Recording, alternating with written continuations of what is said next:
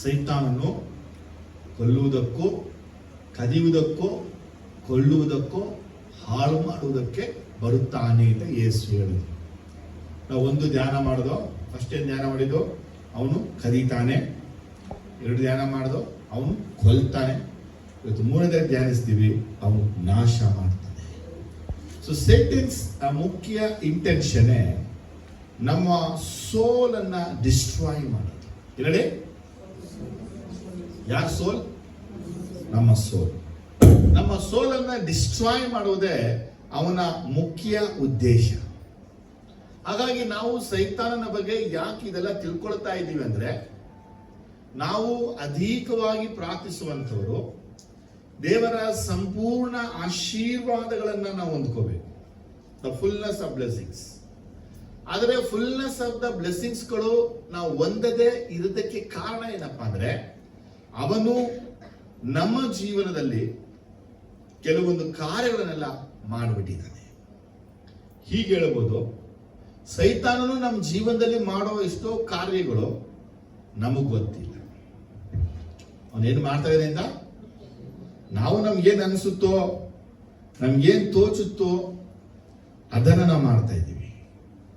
ಆದರೆ ಇವತ್ತು ನಾವು ತಿಳಿಯುವಂಥದ್ದು ಒಂದು ಮುಖ್ಯವಾದ ವಿಷಯ, ಅದೇನೆಂದ್ರೆ ಹೇಗೆ ಸೈತಾನ ನಮ್ಮ ಆತ್ಮೀಯ ಜೀವನವನ್ನ ನಷ್ಟಪಡಿಸ್ತಾನೆ ಅಥವಾ ನಮ್ಮ ಜೀವನವನ್ನ ನಾಶ ಮಾಡ್ತಾನೆ, ಅದನ್ನ ಹೇಗೆ ನಾವು ತಿಳ್ಕೊಳ್ಬೇಕು, ತಿಳ್ಕೊಂಡು ಹೇಗೆ ಅವನನ್ನ ಜಯಿಸಬೇಕು. ಆಮೇನ್, ಹಲ್ಲೆಲೂಯಾ. ಅದು ಕೆಲವು ಕೈ ಎತ್ತಿದ ಸುಮ್ಮನೆ ಇರ್ತಿದ. ಆಮೇನ್, ಹಲ್ಲೆಲೂಯಾ. ದೇವರ ಮಕ್ಕಳು ಸೈತಾನ ಕದ್ದಿದ್ದನ್ನ 7ರಷ್ಟು ವಾಪಸ್ ತಗೊಳ್ಬೇಕು. ಆದ್ರೆ ನಾ ಇನ್ನೂ ಆ ಒಂದು ಸಬ್ಜೆಕ್ಟ್ ಇನ್ನೂ ಬಂದಿಲ್ಲ. ಅವನನ್ನು ಹೆಂಗೆ ಹಿಡಿಯೋದು ಹೇಳಿ, ಫಸ್ಟ್ ಅವನ ಹೆಂಗ್ ಹಿಡಿಯೋದು, ಆ 7ರಷ್ಟು ಹೆಂಗೆ ಅಂತ ವಾಪಸ್ ತಗೊಳ್ಳೋದು, ಅದೆಲ್ಲ ಮುಂದೆ ನಾನು ಹೇಳ್ತೀನಿ. ಈ ವಾರ ತಿಳ್ಕೊಳ್ತೀವಿ ಅವನು ಹೇಗೆ ನಮ್ಮನ್ನ ನಷ್ಟಪಡಿಸ್ತಾನೆ. ಇದಾದ್ಮೇಲೆ ಇನ್ನೊಂದು ವಿಚಾರ ತಿಳ್ಕೊಳಕ್ ಹೋಗ್ತೀವಿ ಮುಂದೆ ನಾವು. ಸೈತಾನ ಹೇಗೆ ನಮ್ಮೊಳಗೆ, ನಮ್ಮ ಮನೆ ಒಳಗೆ, ನಮ್ಮ ಕುಟುಂಬದ ಒಳಗೆ ಪ್ರವೇಶಿಸ್ತಾನೆ, ಎಂಟ್ರಿ ಹೆಂಗ್ ಆಗ್ತಾನೆ ಅಂತ. ಆಮೇಲೆ ಸರಿ, ನಾವು ದೇವರ ವಾಕ್ಯವನ್ನ ಓದೋಣ. 2 ಕೊರಿಂಥದಲ್ಲಿ ಅಧ್ಯಾಯ 2 ವಾಕ್ಯ 11. ಸೈತಾನನು ನಮ್ಮನ್ನು ವಂಚಿಸಿ ನಷ್ಟಪಡಿಸಬಾರದು, ಅವನ ಯೋಚನೆಗಳನ್ನು ನಾವು ಅರಿಯದವರಲ್ಲವಲ್ಲ.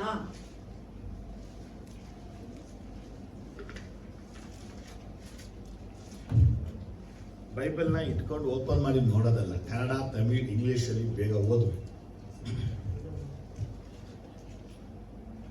So that we would not be outwitted by Satan, for we are not ignorant of his designs. 2 Corinthians chapter 2 verses 11. ಓದಿ.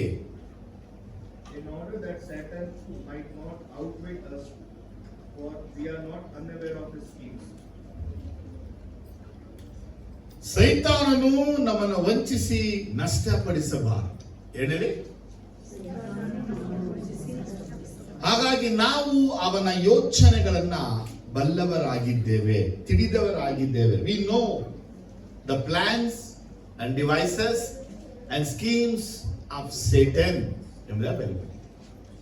ಸೈತಾನನ ಆಲೋಚನೆಗಳು, ಸೈತಾನನ ತಂತ್ರಗಳು ನಾವು ಬಲ್ಲವರಾಗಿದ್ದೇವೆ. ಫ್ಯಾನ್ ಹಾಕ್ಬೇಡ. ಸೈತಾನನ ಆಲೋಚನೆಯನ್ನ ಬಲ್ಲವರಾಗಿದ್ದೇವೆ ಅಂತ ನಾವು ಹೇಳುವಾಗ, ಪೌಲನು ಇದನ್ನ ಕೊರಿಂಥದವರಿಗೆ ಪ್ರಸ್ತಾಪಿಸಿ ಹೇಳ್ತಾ ಇದ್ದಾನೆ. We know the plans and schemes and devices of Satan ಅಂತ ಹೇಳ್ತಾರೆ. ಆದ್ರೆ ನಾವು ನಿಜವಾಗ್ಲೂ ತಿಳ್ಕೊಂಡಿದೀವ ಸೈತಾನನ ತಂತ್ರ, ಅವನ ಯಂತ್ರ, ಅವನ ಉಪಾಯ, ಅವನ ಆಲೋಚನೆಗಳು ಏನಕ್ಕೆ? ನಾವು ಅವನನ್ನ ತಿಳಿಯದೆ ಹೋದ್ರೆ ಅವನು ನಮ್ಮನ್ನ ವಂಚಿಸಿ ನಷ್ಟ ಮಾಡಿಬಿಡ್ತಾನೆ. ಅವನು ನಮ್ಮನ್ನು ವಂಚಿಸಿ ನಾಶ ಮಾಡಿಬಿಡ್ತಾನೆ. ಅವನು ನಮ್ಮನ್ನು ವಂಚಿಸಿ ಕೆಡಿಸಿಬಿಡ್ತಾನೆ. ಹಾಗಾಗಿ ದೇವರ ಮಕ್ಕಳಾಗಿರುವಂತ ನಾವು ಸೈತಾನನ ಪ್ಲಾನ್ಗಳನ್ನ ತಿಳಿದಿರಬೇಕು. ಸೈತಾನನ ಅನ್ನುವಾಗ ಮುಖ್ಯವಾಗಿ 3 ವಿಷಯನ ಗಮನಿಸಬೇಕು. ಒಂದು, ದೇವರ ಸಭೆಯನ್ನ ಸೋಲಿಸುವುದೇ ಅವನ ಆಲೋಚನೆಯಾಗಿರುತ್ತೆ. ಏನೇ ದೇವರ ಸಭೆಯನ್ನ ಸೋಲಿಸು. ಮತ್ತೆ ಬರೆದ ಸುವಾರ್ತೆಯಲ್ಲಿ ನಾವು 16ನೇ ಅಧ್ಯಾಯದಲ್ಲಿ ಜೀಸಸ್ ಹೇಳಿದಂತ ಮಾತು, 18ನೇ ವಾಕ್ಯ. ನಾನು ನಿನಗೆ ಒಂದು ಮಾತನ್ನು ಹೇಳುತ್ತೇನೆ, ಅದೇನೆಂದರೆ ನೀನು ಪೇತ್ರನು, ಈ ಬಂಡೆಯ ಮೇಲೆ ನನ್ನ ಸಭೆಯನ್ನು ಕಟ್ಟುವೆನು, ಪಾತಾಳ ಲೋಕದ ಬಲವು ಅದನ್ನು ಸೋಲಿಸಲಾರದು. ಆ ಕೊನೆ ಭಾಗ ಹೇಳ್ತಾ ಇದೆ ಏನಂದ್ರೆ, ಪಾತಾಳ ಲೋಕದ ಬಲಗಳೆಲ್ಲವೂ ನನ್ನ ಸಭೆಯನ್ನ ಸೋಲಿಸಲಾರದು. ಎಲ್ಲ ಹೇಳಿ, ಇಟ್ ವಿಲ್ ನೆವರ್ ಪ್ರಿವಿಲ್. ಜಯಿಸಕ್ಕೆ ಆಗಲ್ಲ. ಯಾವುದನ್ನ? ಸಭೆ. ಇದನ್ನ ಫಸ್ಟ್ ತಿಳ್ಕೋಬೇಕು ನಾವು. ಸೈತಾನನು ಕ್ರಿಸ್ತನಿಂದ ಕಟ್ಟಲ್ಪಟ್ಟಂತ ಸಭೆಯನ್ನ ಸೋಲಿಸಕ್ಕೂ ಅಥವಾ ಜಯಿಸಕ್ಕೂ ಸಾಧ್ಯವೇ ಇಲ್ಲ. ಹೇಳಿ ಆಮೇಲೆ ಅಲ್ಲೇಲುಯಾ. ಆದ್ರೆ ಸಭೆಯನ್ನ ಜಯಿಸಕ್ಕೂ ಸೋಲಿಸಕ್ಕೂ ಆಗಲ್ಲ ಅನ್ನಕ್ಕಾಗಿ ಅವನು ಯುದ್ಧ ಮಾಡದೆ ಇದ್ದಾನ.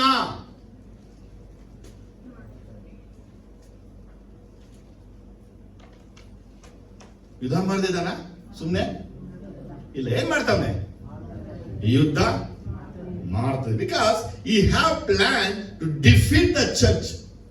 ಕ್ರಿಸ್ತನ ಸಭೆಯನ್ನ ಸೋಲಿಸಬೇಕು. ಆದ್ರೆ ಸಭೆಯನ್ನ ಅವನ್ನ ಸೋಲಿಸಕ್ಕಾಗಲ್ಲ ಅಂದ್ರೆ ಇವತ್ತು ಜಯ 2 ರೀತಿನ ಹೊಂದುತ್ತಾರೆ. ಚರಿತ್ರೆನ ಓದಿದ್ರೆ, ಒಂದು ನೇರವಾಗಿ ಯುದ್ಧಕ್ಕೆ ಹೋಗಿ ರಾಜನನ್ನ ಜಯಿಸಿ ಜಯ ಹೊಂದಿದವರಿದ್ದಾರೆ. ಇನ್ನೊಂದು ವಂಚನೆಯಾಗಿ ಹಿಂದಿಗಡೆಯಿಂದ ಹೋಗಿ ಅವರ ಜನರನ್ನೇ ರಾಜನನ್ನ ಕೊಂದು ಜಯ ಹೊಂದಿದವರು ಇದ್ದಾರೆ. ಅದಕ್ಕೆ ಜೀಸಸ್ ಹೇಳಿದಂತ ಮಾತನ್ನು ಗಮನಿಸಬಹುದು. ಕುರುಬನು ಕುರಿಯ ಹಟ್ಟಿಗೆ ಬಾಗಿಲಿನಿಂದ ಬರ್ತಾನೆ, ಮತ್ತೆಲ್ಲಿಂದನಾತನು ಬರುವುದಿಲ್ಲ. ಮತ್ತೆಲ್ಲಿಂದಾದ್ರೂ ಹತ್ತು ಬರ್ತಾನಂದ್ರೆ ಏನ್ ಜಗದೀಶ್ವರಂ ಅವರೇ, ಅವನು ಯಾರು? ಕಳ್ಳ, ಅವನು ಸೈತಾನ. ಹಾಗಾದ್ರೆ ಸೈತಾನ has a plan defeat the church. ಸೈತಾನ ಸಭೆಯನ್ನ ಸೋಲಿಸಬೇಕು ಅಂತ ಯೋಚಿಸ್ತಾನೆ. ಹಾಗಾದ್ರೆ ಸಭೆ ಸೋತು ಹೋಗಿದ್ಯಾ? ಸಭೆಯನ್ನ ಜಯಿಸಿದಾನ? ಮುಂದೆ ನೋಡ್ಬೋದು ನಾವು. ಮುಂದೆ ನೀವೇ ಹೇಳ್ತೀರ. ಯಾಕಂದ್ರೆ ಇಸ್ರೇಲ್ ಜನಗಳು ದೇವರ ಮೇಘ ಸ್ತಂಭದಲ್ಲಿ ದಾಟು ಬಂದಂಥವರು ಅವರ ಅನೇಕರು ಅರಣ್ಯದಲ್ಲೇ ಸತ್ತು ಹೋಗ್ಬಿಟ್ರು. ಅವರೆಲ್ಲ ಸಾಯಕ್ಕೇನಪ್ಪ ಅಂದ್ರೆ ಸೈತಾನನ ವಂಚನೆಗೆ ಒಳಗಾಗ್ತಾರೆ. ದೇವರು ಮಾತಾಡಿದ್ರು, ಮೋಶೆ ಮಾತಾಡಿದ್ರು, ದೇವರ ಅದ್ಭುತಗಳನ್ನ ನೋಡಿದ್ರು ಸಹ ಕೆಲವೊಂದು ವೇಳೆಯಲ್ಲಿ ಅವರು ದೇವರ ಪರವಾಗಿ ನಿಲ್ಲಲೇ ಇಲ್ಲ. ಹಾಗಾಗಿ ಆದಿಯಲ್ಲಿ ಸೈತಾನ ಹೇಗೆ ಅವಳನ್ನ ವಂಚಿಸಿ ಅವಳನ್ನ ಜಯಿಸಿದ್ನೋ, ಅಬ್ರಾಮನ ವಂಚಿಸಿ ಜಯಿಸಿದ್ನೋ, ಹೇಗೆ ಸಾಮ್ಸನ್ನ ವಂಚಿಸಿ ಜಯಿಸಿದ್ನೋ, ಗಿದಿಯೋನ ವಂಚಿಸಿ ಜಯಿಸಿದ್ನೋ, ಸೋಲೋಮನ ವಂಚಿಸಿ ಜಯಿಸಿದ್ನೋ, ಅವನು ಉಸಿಯ ರಾಜ ಆಗ್ಬೋದು, ಹಿಜ್ಕಿಯ ರಾಜ ಆಗ್ಬೋದು, ಇವನ್ನ ವಂಚಿಸಿ ಅವನು ಜಯಿಸಿಬಿಟ್ಟ. ಆದರೆ ಹೊಸ ಒಡಂಬಡಿಕೆಯಲ್ಲಿ ಬರುವಾಗ ಅವನು ಸಂಪೂರ್ಣವಾಗಿ ಸೋತಿದ್ದು ಯೇಸು ಕ್ರಿಸ್ತನಿಗೆ. ಅವನು ಎಲ್ಲುವೆ ಯೇಸು ಕ್ರಿಸ್ತನ ಜಯಿಸಕ್ಕೆ ಆಗಲೇ ಇಲ್ಲ. ಅದರ ದೇಹದ ಎಲ್ಲ ಏರಿಯಾಗಳಲ್ಲೂ ಯೇಸು ಅವರನ್ನ ಜಯಿಸಿದ್ರು. ಯೇಸುವಿಗೆ ಸೋಲು ಆಗಲಿಲ್ಲ, ಸೋಲು ಸೈತಾನಿಗೆ ಉಂಟಾಯಿತು. ಹೀಗೆ ಯೇಸು ಹೇಳ್ತಾರೆ, ನಾನು ಲೋಕವನ್ನ ಜಯಿಸಿದ್ದೇನೆ, ಲೋಕದಲ್ಲಿ ಸಂಕಟ ಉಂಟು, ಧೈರ್ಯವಾಗಿರಿ, ನಾನು ಲೋಕವನ್ನ ಜಯಿಸಿದ್ದೇನೆ ಅಂತ. ಅದೇ ಪೇತ್ರ ಹೇಳ್ತಾನೆ, ನೀವು ಯೇಸು ಕ್ರಿಸ್ತನ ಮೇಲೆ ಸರಿಯಾದ ನಂಬಿಕೆನ ಇಟ್ಟಿದ್ರೆ ಆ ನಂಬಿಕೆಯೇ ಲೋಕವನ್ನ ಜಯಿಸಿದೆ. ಯೋಹಾನ 1 ಯೋಹಾನ 4, 1 ಯೋಹಾನ 5:4 ಬಯಲ್ಪಟ್ಟಿದೆ. ಏನಂದ್ರೆ ಯೇಸು ಕ್ರಿಸ್ತನ ಮೇಲೆ ನೀವು ಇಟ್ಟಂತ ನಂಬಿಕೆ ಲೋಕವನ್ನ ಜಯಿಸಿದೆ. ಹಾಗಾದ್ರೆ ಯಾವುದನ್ನ ಅವನು ಜಯಿಸಕ್ಕಾಗೋದಿಲ್ವೋ, ಯಾವುದ್ರ ಮೇಲೆ ಅವನು ಜಯ ಹೊಂದ್ಕೊಳಕ್ಕಾಗೋದಿಲ್ವೋ, ನಾನು ಸೋತಿದ್ದೀನಿ ಅಂತ ಅವನು ತಿಳಿದಿದ್ರು ಮತ್ತೆ ಮತ್ತೆ ಮತ್ತೆ ಮತ್ತೆ ಅವನು ಪ್ರಯತ್ನ ಪಡ್ತಾ ಇರ್ತಾನೆ. ಸಭೆಯನ್ನ ಜಯಿಸುವ ವಿಷಯದಲ್ಲಿ. ಹಾಗಾಗಿ ಇವತ್ತು ಸಭೆ ಯುದ್ಧ ಭೂಮಿಯಲ್ಲಿದೆ, ಸಭೆ ಯುದ್ಧ ರಂಗದಲ್ಲಿದೆ. ಆದ್ರೆ ಸಭೆಯು ಸೈತಾನನ ಜಯಿಸುವಂತ ಅರಿವಲ್ಲಿ ಇದೆಯಾ? ಅದೇ ಮಾತು ನಮ್ಗೆ ಚೆನ್ನಾಗಿ ಗೊತ್ತಿರೋದು. 1 ಯೋಹಾನ 2ನೇ ಅಧ್ಯಾಯದಲ್ಲಿ 15, 16, 17 ನೋಡುವಾಗ, ನಿಮ್ಮ ತಂದೆಯಿಂದ ಹುಟ್ಟದೇ ಇರುವಂಥದ್ದು, ಲೋಕದಿಂದ ಸೈತಾನದಿಂದ ಹುಟ್ಟಿರುವಂಥದ್ದು ಕಣ್ಣಿನ ಆಸೆ, ಶರೀರದ ಆಸೆ, ಬದುಕು ಬಾಳಿನ ಡಂಬಾಚಾರ. ಇವುಗಳನ್ನು ಅನುಸರಿಸುವನು ಬೇಗ ಸತ್ತು ಹೋಗ್ತಾನೆ. ಕರ್ತನ ಚಿತ್ತವನ್ನು ಮಾಡುವವನು ನಿರಂತರವಾಗಿ ಇರುವನು ಅಂತ ಹೇಳಲ್ಪಟ್ಟಿತ್ತು. ಆದರೆ ಸೈತಾನ ಚರ್ಚನ್ನ ಡಿಫೀಟ್ ಮಾಡೋದು, ಸೋಲಿಸೋದು ಹೇಗೆ ಅಂತ ಹೇಳಿದ್ರೆ, ಅವನು ಯಾವ್ದಿಟ್ಟಾನೆ? ಅದು ಶರೀರದ ಆಸೆ, 2 ಕಣ್ಣಿನ ಆಸೆ, 3 ಬದುಕು ಬಾಳಿನ ಡಂಬಾಚಾರದ ಒಂದು ಜೀವನ. ಲೋಕ ನಿನ್ನ ಮೇಲೆ ಮಮತೆ ಇಡುವುದಿಲ್ಲ. ಯೋಹಾನ ಸುವಾರ್ತೆ 15ನೇ ಅಧ್ಯಾಯದಲ್ಲಿ, ಯೋಹಾನ ಸುವಾರ್ತೆ 15ನೇ ಅಧ್ಯಾಯದಲ್ಲಿ ಯೇಸು ಸ್ವಾಮಿ ಹೇಳುವಂತ ಒಂದು ಮಾತು ಹೇಳುತ್ತೆ, ಲೋಕ ನಿಮ್ಮ ಮೇಲೆ ಮಮತೆ ಇಡುವುದಿಲ್ಲ. 19ನೇ ವಾಕ್ಯ ಹೇಳುತ್ತೆ, ನೀವು ಲೋಕದ ಕಡೆಯವರಾಗಿರುತ್ತಿದ್ದರೆ ಲೋಕವು ನಿಮ್ಮ ಮೇಲೆ ತನ್ನವರೆಂದು ಮಮತೆ ಇಡುತ್ತಿತ್ತು. ಆದರೆ ನೀವು ಲೋಕದ ಕಡೆಯವರಲ್ಲದೆ ಇರುವುದರಿಂದಲೂ ನಾನು ನಿಮ್ಮನ್ನು ಲೋಕದೊಳಗಿಂದ ಆರಿಸಿ ತೆಗೆದುಕೊಂಡಿರುವುದರಿಂದಲೂ ಲೋಕವು ನಿಮ್ಮ ಮೇಲೆ ದ್ವೇಷ ಮಾಡುತ್ತದೆ. Amen, hallelujah. ನಮ್ಮನ್ನ ಪರೀಕ್ಷೆ ಮಾಡ್ಕೋಬೇಕು ನಾವು. ಏನಂದ್ರೆ ಲೋಕ ನಮ್ಮನ್ನ ದ್ವೇಷ ಮಾಡೋದನ್ನ, ಏನಪ್ಪ ಉಲ್ಟಾ ಹೇಳ್ತಾ ಇದೀನಿ ಅಂತ, ವರ್ಲ್ಡ್ ಹೇಟ್ ಮಾಡ್ಬೇಕು ನಿಮ್ಮನ್ನ ಲೋಕ ಪ್ರೀತಿಸ್ತಿದೆ ಅಂದ್ರೆ ಸೈತಾನ ನಿಮ್ಮನ್ನ ಜಯಿಸ್ಬಿಟ್ಟಿದ್ದಾನೆ. ನಮ್ಮ ಜೀವನ ಹೆಂಗಿದೆ ಅಂತ ಹೇಳಿದ್ರೆ, ನಮಗೆ ಲೋಕ ಮಮತೆ ಇಡಲ್ಲ, ಲೋಕ ನಮ್ಮನ್ನ ಪ್ರೀತಿಸ್ತಾ ಇಲ್ಲ, ಲೋಕ ನಮ್ಮನ್ನ ಮೋಸ ಮಾಡ್ತಾ ಇದೆ ಅಂತ. ಅದೇ ದೇವರ ಮಕ್ಕಳು ತಿಳ್ಕೋಬೇಕು, ಸೈತಾನ ಸಭೆಯನ್ನ ಜಯಿಸಬೇಕು ಅಂತ ಇದ್ದಾನೆ. ಆದ್ರೆ ಸಭೆಯನ್ನ ಜಯಿಸಕ್ಕಾಗಲ್ಲ ಅಂತ ಬೈಬಲ್ ಬಯಲ್ಪಟ್ಬಿಟ್ಟಿದೆ. ಆದ್ರೆ ಪ್ರಯತ್ನ ಹೇಗೆ ಪಡ್ತಾನೆ? ಲೋಕದಿಂದ ಪ್ರಯತ್ನ ಪಡ್ತಾನೆ. ಲೋಕದಲ್ಲಿ ಯಾವ್ದಿದೆ? ಶರೀರದ ಆಸೆ, ಕಣ್ಣಿನ ಆಸೆ, ಪ್ರೈಡ್ ಲೈಫ್ ಇದೆ. ಇದರಿಂದ ಪ್ರಯತ್ನ ಪಡ್ತಾನೆ. ಮಾತ್ರ ಲೋಕ ನಮ್ಮ ಮೇಲೆ ಮಮತೆ ಇಡುತ್ತದೆ, ಲೋಕ ನಮ್ಮನ್ನ ಪ್ರೀತಿಸ್ತದೆ, ಲೋಕ ನಮ್ಮನ್ನ ಕೈ ಚಾಚಿ ಕರೀತದೆ. ಇವತ್ತು ಅನೇಕರು ಲೋಕದಿಂದ ಹೋಗ್ಬಿಟ್ಟವ್ರೆ, ಲೋಕವನ್ನ ಪ್ರೀತಿಸಿದ್ದಾರೆ. ದೇವನು ಲೋಕವನ್ನ ಪ್ರೀತಿಸಿ ಹೋದ ಎಂಬುದಾಗಿ ಪೌಲ ಹೇಳುತ್ತೆ. ಒಂದು ನಿಮ್ಮ ಲೈಫ್ ಅಲ್ಲಿ ಖಚಿತಪಡಿಸ್ಕೋಬೇಕು, ಇವತ್ತಿಲ್ಲ ನಾಳೆ ಇಲ್ಲ, ಲೋಕ ನಿಮ್ಮನ್ನ ದ್ವೇಷ ಮಾಡ್ತಾನೆ ಇರಬೇಕು. ವರ್ಲ್ಡ್ ನಿಮ್ಮನ್ನ ಹೇಟ್ ಮಾಡಿದ್ರೇನೆ confirmation you are chosen by God, you are defeat. ನೀನು ಸೋಲ್ಸಿದ್ಯಾ ಸೈತಾನ, ನೀನು ಸೈತಾನ ಸೋಲ್ಸಿದ ಗುರುತೇನಪ್ಪ ಅಂದ್ರೆ ಲೋಕ ನಿನ್ನನ್ನ ದ್ವೇಷ ಮಾಡಬೇಕು, ಪ್ರೀತಿ ಮಾಡೋದಲ್ಲ. ಲೋಕವು ಕ್ರಿಸ್ತನಿಂದ ಸೃಷ್ಟಿಸಲ್ಪಟ್ಟಿತ್ತು, ಆತನು ಲೋಕಕ್ಕೆ ಬಂದನು, ಆದರೆ ಲೋಕವು ಆತನನ್ನ ಅರಿಯಲಿಲ್ಲ. ಆ ವರ್ಡ್ ಕನ್ಫರ್ಮ್ ಮಾಡುತ್ತಂದ್ರೆ, ಲೋಕವನ್ನ ಸೃಷ್ಟಿ ಮಾಡಿದ ದೇವರೇ ಲೋಕವನ್ನ ಅರಿಯಲಿಲ್ಲ ಅಂದ ಮೇಲೆ ಈ ಲೋಕವು ನಮ್ಮನ್ನ ಅರಿಯಬಾರದು. ಆಮೇಲೆ ಹಲ್ಲೆಲೂಯಾ. ಲೋಕ ನಮ್ಮನ್ನ ಅರಿಯಬಾರದು. ಯಾಕಂದ್ರೆ ನಾವು ಲೋಕದ ಕ್ರಿಯೆಗಳನ್ನ ಕೆಟ್ಟದಂತ ಹೇಳಿ ಅದನ್ನ ದ್ವೇಷ ಮಾಡಬೇಕು. ಆಗಲೇ ನಾವು ಸೈತಾನನ್ನ ಜಯಿಸಿದ್ದೇವೆ ಎಂಬುದಾಗಿ ಅರ್ಥ. ಆಮೇಲೆ ಅದೇ 1 ಯೋಹಾನದಲ್ಲಿ ನೋಡುವಾಗ ಮೇಲ್ಗಡೆ ವಾಕ್ಯ ಬರೆಯಲ್ಪಟ್ಟಿದೆ, ಯೌವನಸ್ಥರೇ 2ನೇ ಅಧ್ಯಾಯದಲ್ಲಿ 13, 14ರಲ್ಲಿ 13 ಕಡೆ ಭಾಗ ಇರುತ್ತೆ.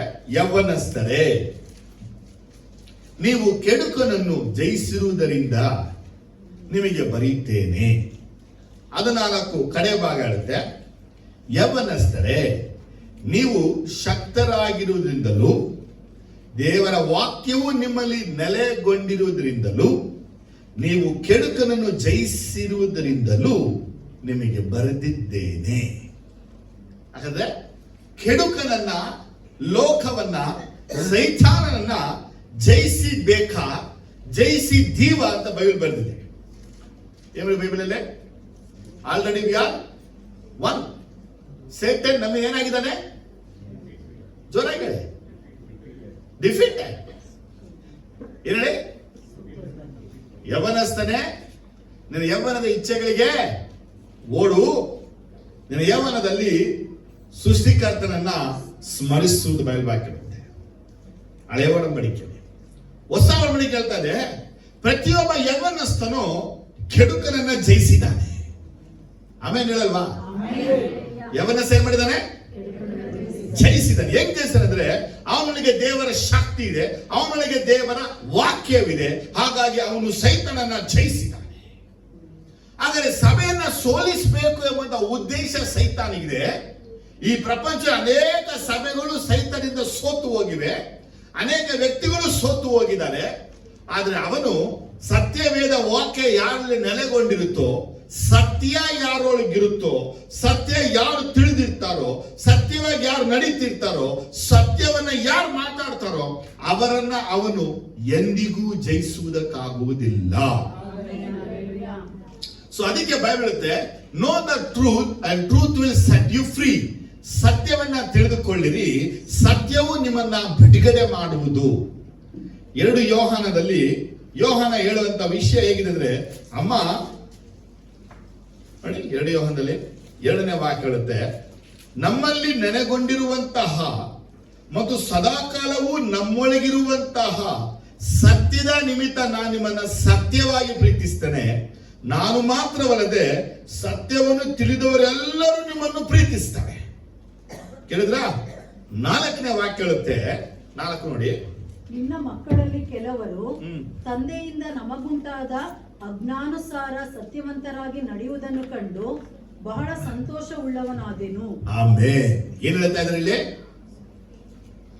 ಮಕ್ಕಳು ಹೆಂಗ್ ನಡೀತಾ ಇದಾರಂತೆ? ಸತ್ಯವಂತರಾಗಿ ನಡೀತಾ ಇದ್ದಾರೆ, ಸತ್ಯವನ್ನ ಅನುಸರಿಸ್ತಾ ಇದ್ದಾರೆ, ಸತ್ಯವಾಗಿ ಪ್ರೀತಿಸ್ತಾ ಇದ್ದಾರೆ, ಸತ್ಯದಲ್ಲಿ ನೆಲೆಗೊಂಡಿದ್ದಾರೆ.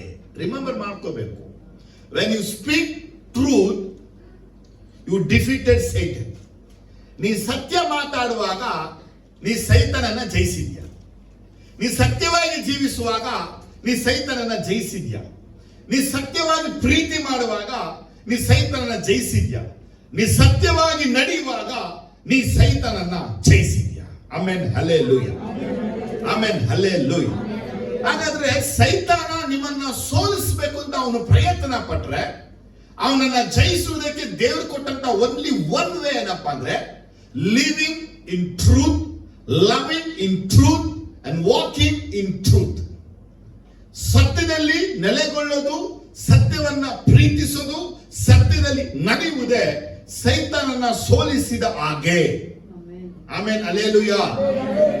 Amen, hallelujah. ಆಗ ದೇವರ ಮಕ್ಕಳಾಗಿರುವ ನಾವು ಈ ಸೈತಾನನ್ನು ನಮ್ಮನ್ನು ವಂಚಿಸಿ ನಷ್ಟಪಡಿಸದಂತೆ ನಾವು ಎಚ್ಚರಿಕೆಯಿಂದ ಇರಬೇಕು. ಆ ಎಚ್ಚರಿಕೆಯ ಮುಖ್ಯ ವಿಷಯವೇ we must walk in faith and walk in truth. ನಂಬಿಕೆಯಲ್ಲಿಯೂ ಸತ್ಯದಲ್ಲಿಯೂ ನಡೆಯುವಂತವರಾಗಿರಬೇಕು. ಯಾವ ಕ್ಷಣ, ಯಾವ ವೇಳೆ, ಯಾವ ಹೊತ್ತು, ಯಾವ ಸಮಯದಲ್ಲೂ ಸುಳ್ಳಿಗೆ ಸಾಕ್ಷಿ ಕೊಡುವವರಾಗಿ, ಸುಳ್ಳಿಗೆ ಸಾಥ್ ಕೊಡುವವರಾಗಿ, ಸುಳ್ಳಿಗೆ ನಾವು ನಿಂತುಕೊಳ್ಳುವವರಾಗಿ ಇರಬಾರದು. ಗಮನಿಸ್ತಾ ಇದ್ದೀರಾ? ಯಾವಾಗ ನಾವು ಸುಳ್ಳಿಗೆ ಸಹಾಯಕರಾಗಿ ನಿಲ್ತೀವೋ ಸೈತಾನನಿಂದ ನಾವು ಸೋತೋಗ್ತೀವಿ. We must speak truth, not lies. ಸುಳ್ಳನ್ನ ಮಾತಾಡಬಾರ್ದು, ಸುಳ್ಳು ಹೇಳಬಾರ್ದು, ಯಾವುದಕ್ಕೂ ಸುಳ್ಳನ್ನ ಹೇಳಬಾರ್ದು. ನಮ್ಮನ್ನ ಪರೀಕ್ಷೆ ಅವಾಗವಾಗ ಮಾಡ್ಕೋಬೇಕು. ನಮ್ಮ ಜೀವನದ ಯಾವ ಅಂಗದಲ್ಲಿವೆ, ಯಾವ ಭಾಗದಲ್ಲಿವೆ ಸುಳ್ಳು ನಮ್ಮನ್ನ ಡಾಮಿನೇಟ್ ಮಾಡಬಾರ್ದು. ಅವ್ರೇನ್ ಅನ್ಕೋತಾರೋ, ಇವ್ರೇನ್ ಅನ್ಕೋತಾರೋ, ಅವ್ರು ಗೊತ್ತಾಗ್ಬಿಡುತ್ತೋ, ಇವ್ರು ಗೊತ್ತಾಗ್ಬಿಡುತ್ತೆ ಅಂತ ಹೇಳಿ ನಾವು ಸುಳ್ಳನ್ನ ಮಾತಾಡ್ಕೊಂಡು ಬಂದ್ರೆ ಅದರ ಅರ್ಥ ಏನಂದ್ರೆ ಸೈತಾನ ನಮ್ಮನ್ನ ಜಯಿಸಿದ್ದಾನೆ. ಆಮೇಲೆ ನಮ್ಮನ್ನ ಜಯಿಸಿದವನ ಗುಣಗಳು ನಮ್ಮೊಳಗಿರಬೇಕು. ಜೀಸಸ್ ನಮ್ಮನ್ನ ಗೆದ್ದುಕೊಂಡಿದ್ದಾನೆ ಅಂದ್ರೆ ಯಾರೊಮ್ಮೆ ಹೇಳ್ತಾನೆ, ನೀನನ್ನ ಗೆದ್ದುಕೊಂಡೆ ದೇವರೇ ಅಂತ ಹೇಳಿ.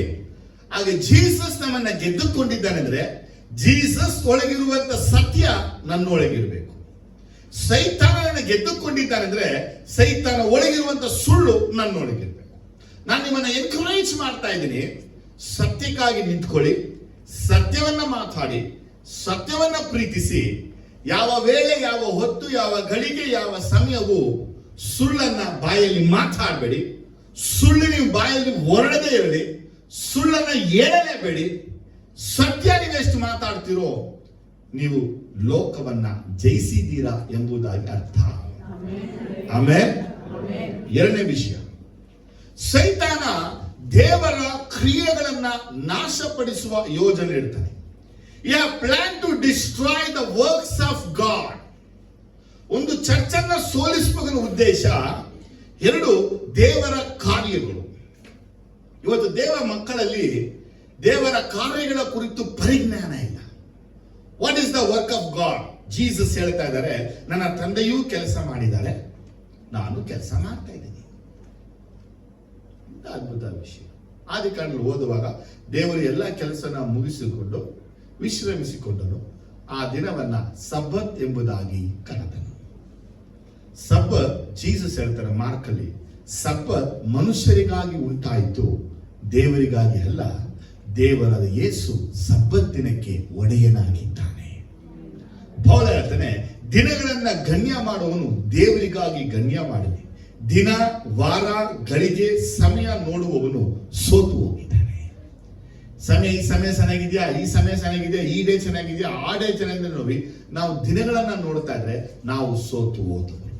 ಹಾಗಾದ್ರೆ ಸೈತಾನ ನಮ್ಮ ಜೀವನದಲ್ಲಿ ದೇವರ ಕಾರ್ಯಗಳನ್ನ ನಾಶಪಡಿಸುವುದಕ್ಕೆ ಪ್ರಯತ್ನ ಪಡ್ತಾನೆ. ಹಾಗಾದ್ರೆ ದೇವರ ಕಾರ್ಯಗಳೆಲ್ಲ ಏನಿರ್ಬೋದು? ದೇವರ ಅದ್ಭುತಗಳನ್ನು ಮಾಡುವ ಕಾರ್ಯ ಆಗಿರ್ಬೋದು, ಬಿಡುಗಡೆ ಮಾಡುವ ಕಾರ್ಯ ಆಗ್ಬೋದು, ಸ್ವಸ್ಥತೆ ಮಾಡುವಂತ ಕಾರ್ಯ ಆಗ್ಬೋದು, ಸಭೆಯ ಅಭಿವೃದ್ಧಿಯ ಕಾರ್ಯಗಳೇ ಆಗಿರ್ಬಹುದು. ಆದ್ರೆ ನಿಮ್ಮ ಮುಖಾಂತರವಾಗಿ ದೇವರು ಏನು ಕಾರ್ಯ ಮಾಡಬೇಕಾಗಿದೆಯೋ ನಿಮ್ಮನ್ನೇ ಆ ಕಾರ್ಯಕ್ಕೆ ತಡೆಯಾಗಿ ತರ್ತಾನೆ. ಕೇಳ್ತಾ ಇದ್ದೀರಾ? ದೇವರು ಮಾಡುವ ಕಾರ್ಯಗಳಿಗೆ ನೀವೇ ತಡೆಯಾಗಬೇಕು. ಒಂದು, ನಿಮಗೆ ಉಪಶಮನದಾಗ ಮಾಡ್ತಾನೆ, ಅಥವಾ ಆ ಕಾರ್ಯಗಳು ನಡೆಯುವಂತ ಸಮಯಗಳಲ್ಲಿ ನಿಮ್ಮ ಮನೆ, ನಿಮ್ಮ ಕುಟುಂಬದಲ್ಲಿ ಸಮಾಧಾನ ಕೆಡಿಸ್ತಾನೆ. ಅದು ದೇವರು ಮಾಡುವ ತಕ್ಕ ಸಮಯಗಳಲ್ಲಿ ನೀವು ದೇವರಿಗೆ ಅವೈಲೇಬಲ್ ಆಗಿರುವಂತೆ ಮಾಡ್ತಾನೆ. ಅದು ದೇವರು ಆ ಸಮಯದಲ್ಲಿ ನಿಮಗೆ ಪಾಪಕ್ಕೆ ಒಳಗಾಗುವಂತೆ ಮಾಡಿಬಿಡ್ತಾನೆ. ಜಗಮ್ಮ ಕೇಳ್ತಾ ಇದ್ದೀರಾ? when you commit sin, ನೀವು ಪಾಪವನ್ನ ಮಾಡುವಾಗ ದೇವರ ಕೆಲಸ ನಿಮ್ಮಿಂದ ಮಾಡಕ್ಕಾಗೋದಿಲ್ಲ. ಆದರೆ ದೇವರ ಕಾರ್ಯಗಳು, ದೇವರ ಕೆಲಸಗಳು ನಾಶ ಹೆಂಗಾಗುತ್ತೆ ಅಂತ ಕೇಳಿದ್ರೆ, ಸೈತಾನ ನಿಮ್ಮಲ್ಲಿ ಆ ಕಾರ್ಯಗಳನ್ನ ತರ್ತಾನೆ. ನೋಡಿ, ಒಂದು ಯಾವತ್ತು ತಿಳ್ಕೋಬೇಕು, ದೇವ ಸೇವಕರು ನೆಕ್ಸ್ಟ್ ಅಟೆಂಪ್ಟ್ ಏನು ಗೊತ್ತಿಲ್ಲ. ಗೊತ್ತಾ ಯಾರಿಗಾದ್ರು? ನಿಮ್ಮ ಆಫೀಸ್ ಬಗ್ಗೆ ನೀವು ತಿಳ್ಕೊಂಡಿರ್ತೀರಾ, ನಿಮ್ಮ ಸ್ಕೂಲ್ ಬಗ್ಗೆ ತಿಳಿದಿರ್ತೀರಾ, ನಿಮ್ಮ ಕಾಲೇಜ್ ಬಗ್ಗೆ ತಿಳಿದಿರ್ತೀರಾ. ಆದ್ರೂ ಸಮ್ ಟೈಮ್ಸ್ ರೂಲ್ಸ್ಗಳು ಸಡನ್ ಆಗಿ ಬಂದ್ಬಿಡುತ್ತೆ, ಫ್ಯಾಕ್ಟ್ರಿಯಲ್ಲಿ, ಆಫೀಸಲ್ಲಿ, ಇಲ್ವಾ? ಆಗ ನೀವು ಅದಕ್ಕೆ ಪ್ರಿಪೇರ್ಡ್ ಆಗಿರೋದಿಲ್ಲ.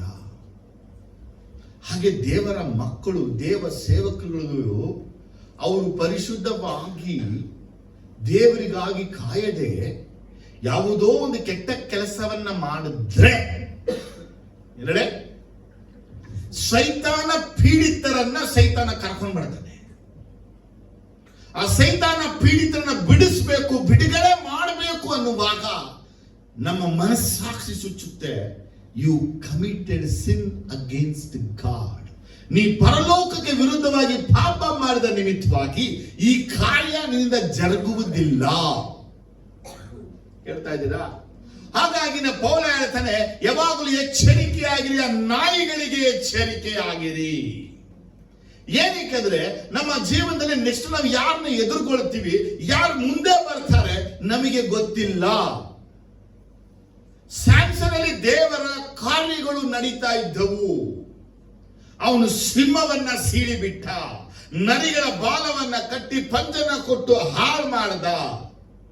ಆದ್ರೆ ದೇವರ ಕಾರ್ಯಗಳು ನಡೆಯುವಂತ ತಕ್ಕ ಸಮಯದಲ್ಲಿ ಅವನು ದಲಿಲಾ ತೊಡೆ ಮೇಲೆ ಮಲಗಿದ್ದಾನೆ. ಅವನಿಗೆ ಏನ್ ಜೋತ್ಸ ಎದೊಳಕ್ಕಾಗ್ಲೇ ಇಲ್ಲ. ಯಾಕೆ ಆಗ್ಲಿಲ್ಲ? ಅವನ ತಲೆಯ ಕೂದಲ ಕೆಲಿಸ್ತಾ ಇದ್ದೀರಾ? ಹಾಗಾದ್ರೆ ಅವನು ದೇವರ ಕೆಲಸಗಳೆಲ್ಲ ಮಾಡ್ಕೊಂಡು ಬಂದಂತವನಿಗೆ ಸೈತಾನ ಮಾಡಿದ ಕಾರ್ಯ ಏನಪ್ಪ ಅಂದ್ರೆ, ನೆಕ್ಸ್ಟ್ ದೇವರ ಕೆಲಸ ಮಾಡಬಾರದು. ನೀವು ದೇವರ ಕೆಲಸ ಮಾಡ್ತಾನೇ ಇರ್ತೀರಾ, ನೆಕ್ಸ್ಟ್ ದೇವರ ಕೆಲಸ ಮಾಡಲ್ಲ. ನಾನು ಯಾಕೆ ಮಾಡಬೇಕು ಅಂದ್ರೆ ನಿಮ್ಮೊಳಗೆ ಬರಬಾರ್ದು. ನಿನಗೆ ದೇವರು ಈ ಕೆಲಸಕ್ಕಾಗಿ ನೇಮಿಸಿದ್ದಾನೆ, ಈ ಕೆಲಸ ನೀ ಮಾಡಬೇಕು. ಆದ್ರೆ ಸೈತನ್ ಪ್ಲಾನ್ ಏನಪ್ಪ ಅಂದ್ರೆ, ಈ ಕೆಲಸ ನೀ ಮಾಡಬಾರ್ದು. ಕೇಳ್ತಾ ಇದ್ರಲ್ವಾ? ದೇವರ ದ್ರಾಕ್ಷ ತೋಟಕ್ಕೆ ಕೆಲಸದವ್ರನ್ನ ಕರೆದ್ನ ಇಲ್ವಾ? ಕರೆದ್ನ? ಬೆಳಗ್ಗೆ 9 ಗಂಟೆ, 12 ಗಂಟೆ, 3 ಗಂಟೆ, 5 ಗಂಟೆ, ಲಾಸ್ಟ್ 6 ಗಂಟೆಗೂ ಕರ್ಕೊಂಡ್ಬರ್ತಾರೆ. 1 ಅವರ್ ಕೆಲಸ ಮಾಡಿಲ್ಲ. ಕರೆದ್ರ? ಒಂದೇ ಸಹ ಒಬ್ಬರೇ ಕರೆದ್ರೆ ಸಾಕಿತ್ತಲ್ವಾ? ಯಾಕೆ ಕರೆದ್ರೆ ಎಷ್ಟೊಂದು ಜನರನ್ನ? ಯಾಕಂದ್ರೆ ಆತನ ದ್ರಾಕ್ಷ ತೋಟದಲ್ಲಿ ಕೆಲಸ ಮಾಡೋರು ಬೇಕು.